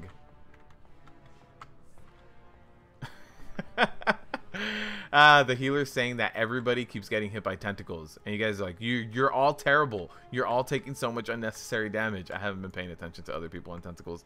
Just joined a guild and had to switch to arms. Gonna miss protection, but gotta do what you gotta do for a raid spot. Scribbles. If you want to join the community Discord, I can get you a little bit of the arms help that I currently have and like what I know about arms. I've been playing a decent amount of arms. Like a few of my keys have been done as arms. Let me see. I don't know if any of my super high keys. I try to get my super high keys as a tank, but I do play arms. I think I've done another 9 siege as arms. I've done quite a few like high level keys. So if you need any arms help, I have a few like weak auras as well. They're not done. They're not completed and like finished, but I have some that'll get you like 80% of the way there. Hope Ian answers a question in the Q&A, giving the Prot Warriors some love. I don't think so. They don't like talking about specific classes. They've said that when they talk about specific classes, they isolate a lot of the player base because not everyone plays that. So if they talk about Prot Warriors, how many people watching are actually going to be playing Prot Warriors? So I don't think they're going to talk about anything specific. I think it's going to be more about like Azerite gear, weekly chest rewards, maybe Azerite powers, maybe like certain Mythic Plus mechanics or something like that. But I don't think they're going to talk about specifically Prot Warriors. They've never done it, and they've in fact said that they don't like doing it.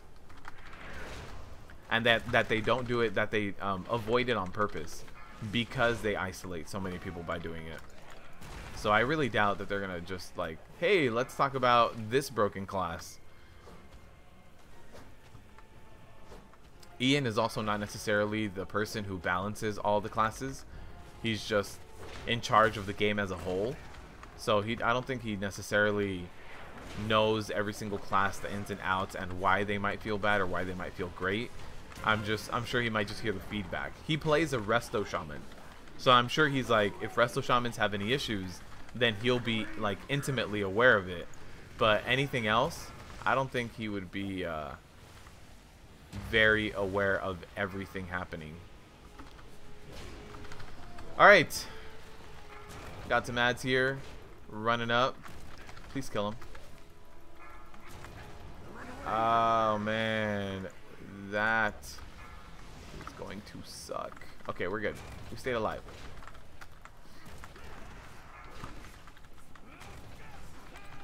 Also, I wish the tentacles were a little bit more visible on this fight. Now they are visible enough for you to be able to dodge them, but every now and then you'll like see one that's like, oh wait, I didn't know there was a tentacle there, because they are a little bit hard to see. By the way, guys, if you guys haven't noticed, if you guys don't think that this is an Old God expansion yet, everybody here is like praying to N'Zoth, and it's got like tentacles on their faces and stuff, right? The floor here is Cthulhu. Look at that. The floor is Cthulhu. It's got all the eyes, the spikes. It's an Old God. The Old Gods are up to some funny business. Il'gynoth told us. We just chose not to listen. We're like, what does a giant eyeball know about anything?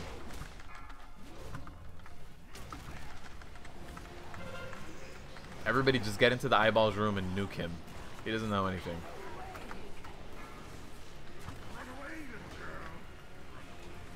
Alright, we're going to get a lot of ads right here. The first Yawning Gate should be close to going down, though. We got one that hit. I stunned it. I stunned it. Move. Come on. Okay. This key's done, guys. This key's done. I don't even know if I need loot from this dungeon. I don't think so. Hey, we got a belt. Is it what? It's basically what I already have, except this one has leech in it, and it's lower item level. Not an upgrade. And there's no other plate wearers? No other plate wearers. Alright. Time to get out of here. He talked about Shaman already? Oh, wow. I'm very surprised. Very surprised. The healer's going to hate you after all this? Yeah. Oh, I forgot to run into the bottom and turn into a tentacle face man. I haven't done it yet. I wanted to see it. I was so anxious to just leave. Send bug report. Undead can't eat eels. Yes. Like, why? There's no bodies nearby. Yes, there is. There's fish. Is pleased. All right, Brittany. I'm glad you were pleased with that level of Ripkey. I think you would have also been pleased with the party chat. You would have been like, yes, feel the hate. So why not play a paladin, Dave?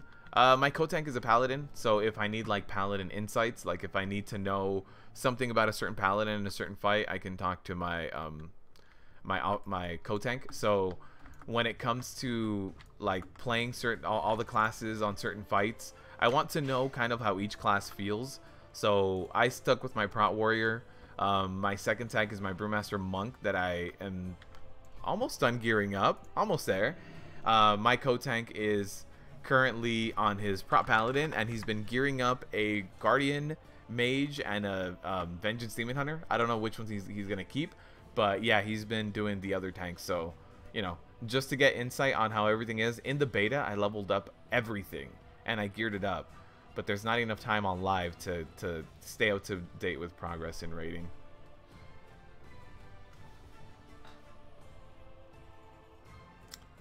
Who cares about them? They're just pugs. When Sylvanas burned it, she said she meant the rip key. I didn't know that. I didn't know that. What's the point of having a rogue if you can't vanish you to skip all the mobs? Got me on that one.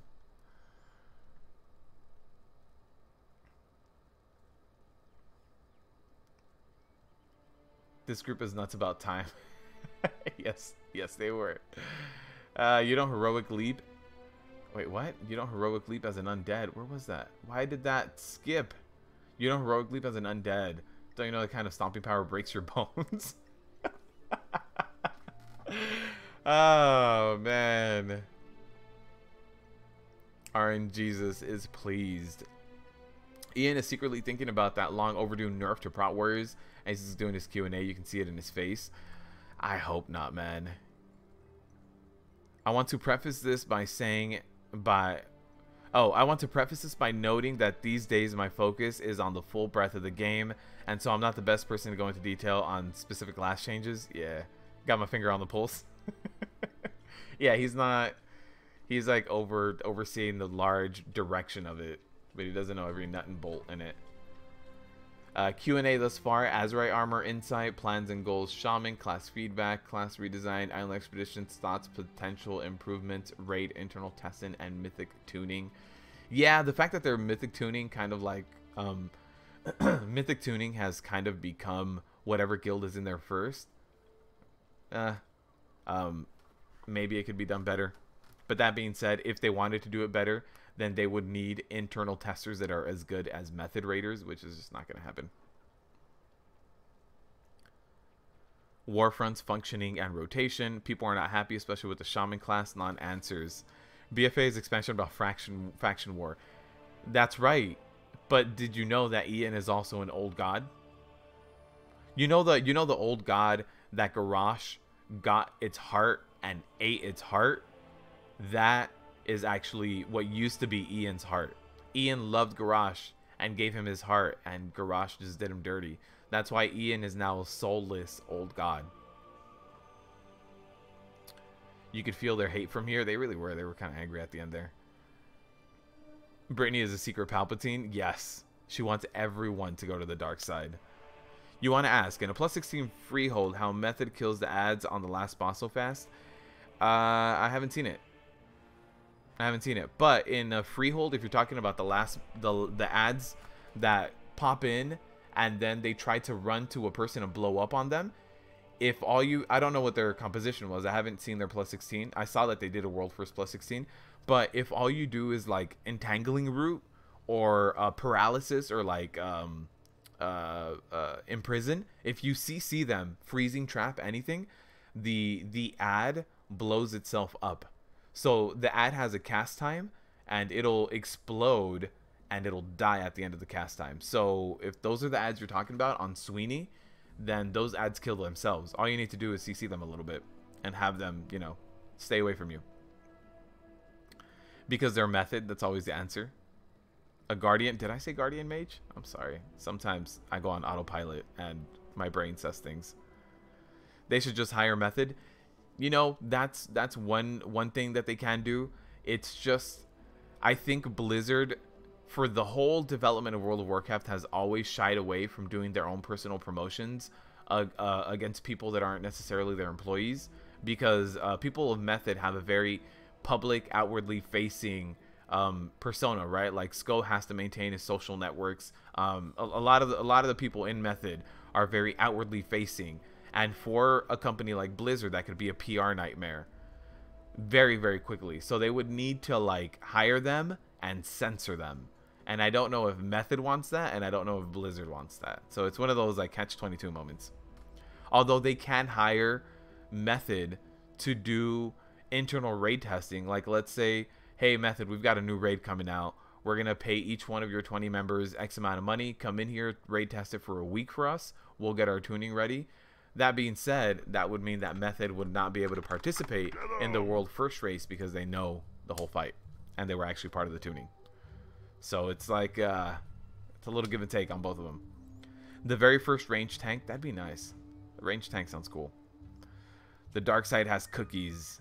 Yes, it does. This is an old god expansion. No wonder Sylvanas is taking a break. Ouch. Sylvanas is alive and well, man. Mage tanks, you heard it here. Befuddled has the exclusive announcement. My mage is called Battle Mage. I'm ready for a mage tank. If you just... like, it'd be really cool if you could get a mage kind of like they do in Skyrim, a conjurer, where you kind of like run in and you conjure your own weapon and then you conjure armor onto yourself and you just go in there and beat things up. That'd be a really cool change for a cloth, right? You have to maintain, it's kind of like having Bone Shield up, like maintain a buff up that's gonna boost up your armor to decent like mitigation levels of a tank, and then you have your staff, but then you actually can employ different buffs to get you 2 one-handers, a 2-hander, maybe a shield, depending on what you want to be in, kind of like stances. So that'd be pretty cool for a mage to actually be able to tank, to become a conjurer. If anything, they'd give tanking to Necromancer's next expansion. They're doing Necro's next expansion? Where'd you find this out, Mind Games? Tell me your source. You saw Method so undergeared from Mythic Raid, but you think it's because of the personal loot. They are a little undergeared, but also because people like Sko were very busy trying to reserve the Red Bull Arena. There was like pre-parties. Just the fact that they had to fly from EU, they lost a lot of time. Like even just the flight, like the flight alone, I don't know exactly how long the flight is, but let's say it's a 10-hour flight. That's arguably 20 keys that got done in time, right? A 30-minute key. So a lot of the gear differential for Method was because of preparation, having to reserve things, travel times, having to set up their streams. There's a lot of little things, but that's one of the reasons why it's hard to keep up with someone who's not going to be out in the open like that. You mage tank a dungeon once in Kata. You're a tough cookie, man. I gotta tell you. Arcane being a healing spec makes more sense to me. Yes, I agree. The only bad part is if you start looking at like raid wide damage, it'd be kind of weird because all you're doing is undoing the damage you took. So tuning it would be kind of weird because every now and then there's really big spikes, and then if you have a disc priest, you're not going to undo the absorb, so you need to go into the absorb, see how much it got. I think there's a lot of little nuances with undoing damage, with going back in time. Can it be possible? Yes, but I think it would require a ton of tuning. Just realized that Worgens can be DKs? Yeah. But you thought the Worgen curse prevents the curse of the undead? Nerds, you gotta talk to the red shirt guy. Gotta talk to the red shirt guy. Method slacking? What? No, they were getting busy for stuff. No source, just hints and weaves throughout the game, like Demon Touches and Warlords and the Heralded and Legion. That'd be nice to add a Necromancer. You saw Sko have 340 gear, but the power of Brewmaster monks is it doesn't matter. Method needs to get themselves some managers. They have managers. Method has plenty of managers. That being said, Sko is still the head of it, and if anything goes wrong, it's gonna be blamed straight on Sko. Like if for some reason, like the first day of streaming was kind of scuffed, I'm sure Sko was pissed off, and there was a lot of people going like, Sko, this is your live stream that you were talking about? This is terrible. So at the end of the day, there are certain people that still need to play certain key roles, but they do have managers. He has 340 Azerite pieces. Dude, Azerite is so hard to get right now. How on earth do you tank Heroic? Me, personally, or Sko? What are you talking about? Just don't let them raid heal. They need more managers. They need more managers, it's true. But they managed to down Fetid Devour after using Vantage Runes. Yeah, Fetid Devour was a tight DPS check. Reminds me of the talk a long time ago of the Warlock tanks. Yeah, I think there's room for cloth tanks, but you know, it requires a lot more time than the devs have right now. They need to fix a lot of fires right now. You mean after the second nerf? Yes, the second nerf. You're right. 2 10% nerfs. You would love a tank or heal spec on your mage. I agree. I agree. I think it'd be really cool if every class out there had something besides DPS. Like, I realize rogues might be very difficult to do, but rogue is one of those, it's like all DPS. It's nice to be able to switch up what kind of role. If even rogues could at least do melee and range DPS, you have a little bit of variety. But then again, it's like what fits into class fantasy for rogues to be doing anything besides melee. So you're kind of stuck for certain classes. Mages is another one. It's all just DPS. But whether it's a melee DPS mage, a healer mage, a tanky mage, it'd be pretty cool. Rift had rogue tanks. Yeah, the problem is with the holy trinity that WoW runs of tank, healer, DPS. Having a rogue tank is kind of tricky because a rogue tank would be mostly based on evasion. So you either take 0% of damage or you take 100% of damage. So a rogue tank would be spiky. Very spiky. You would need to design completely out of this notion of sometimes you dodge, sometimes you don't. You would need to try to design other really weird things.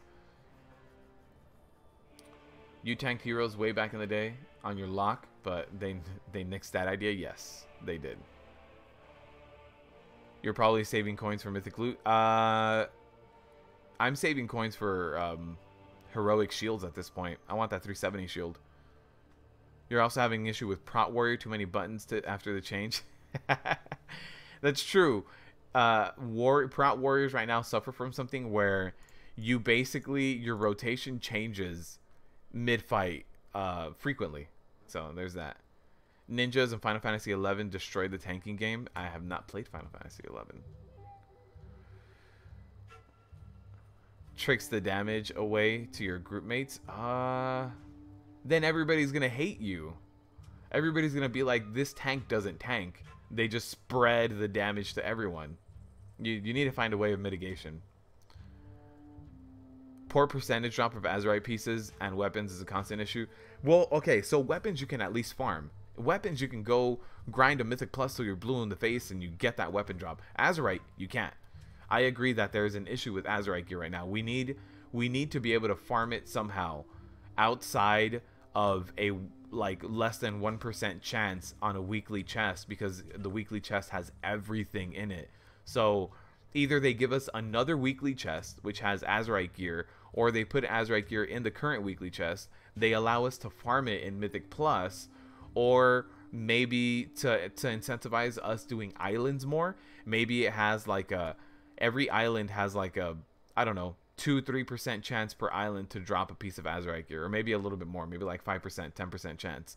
So they need a farmable way of getting Azerite gear besides Warfronts, because I know you can farm Warfronts, but even then, trying to get one specific piece is difficult. And more meaningful traits. DL mana, or we went over this last time.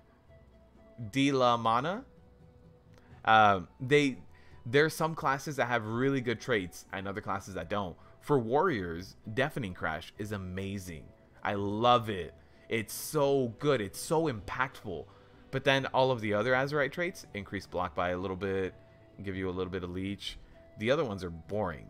So every class needs one or two like game altering ones. And then we can have some boring ones. I mean, that's fine. Having filler, it is what it is. Every MMO or every RPG out there has filler. We just need more like Deafening Crash. So overall, dropping tier for this was the right choice. No, I don't think so. I don't think so. If the biggest argument that they had for dropping tier was designers having to design tier pieces for every single person, right? For every single class, and that the art team, it was too much for the art team. That's okay. They could have done what they did now. Like right now we have a plate, the way the plate looks one way, the way the mail looks another way, leather. We can have that and then have the tier set bonuses activate depending on what class and spec you play. That's already built into the game. If I'm a Prot Warrior, the tier set bonus gives me something very specific. If I am an Arms Warrior, it changes to be Mortal Strike instead of Shield Block. So they could design less pieces of gear, but still keep tier set bonuses. I think Azerite and tier set bonuses are one in the same. If they didn't want to design more art, there are workarounds for not designing that much art. But I do think that tier set bonuses bring a lot to the game. That being said, I don't like the fact that tier set bonuses could Warforge and Titanforge. I think forging is a very bad choice when it comes to this game in particular, because an unstable Arcanal Crystal at Titanforge was the best trinket through the end of the game. I know that's not a tier set, but every now and then, like when Antaurus came out, there were some classes that went, instead of doing Antaurus, they went to go farm Tomb for Titan Forges and Warforges. So Azerite gear not being able to forge, I like that. Very good step in the right direction. The set bonuses on him, it doesn't matter if they call it Azerite gear or tier sets. You're getting 3 of each anyway. You used to get your 2-piece, your 4-piece, and your 6-piece back in the day. Right now we get 3 pieces of Azerite. What's the difference? They could have found a way around it. So, I mean, that's just my thought. That being said, I still think that this is a good expansion. They started off on the wrong foot. I think there was just a lot of things that they could have said better, and they did a lot of initial changes that then they did revert. Like the global cooldown change was a big one. I hated it, but it's in a good place now. A lot of abilities have a half global cooldown, a 1 second global cooldown, or a 0.5 second global cooldown. So game is changing. I'm okay with that. Still a few things I don't agree with, but then again, I am an armchair developer, so at the end of the day, I don't actually develop the game. 3 pieces of the same trait, the only right build. Not necessarily Demon Hunter, because some traits don't stack, and those are the really strong ones. The traits that don't stack are the strongest ones. So like for me, Deafening Crash, I need 1 of that. That being said, I can't run more than 1. Should only have 1 piece with Deafening Crash, right? Yes, Rhett. You only do 1. Alright guys, that is going to do it for today's live stream. I appreciate you all stopping by.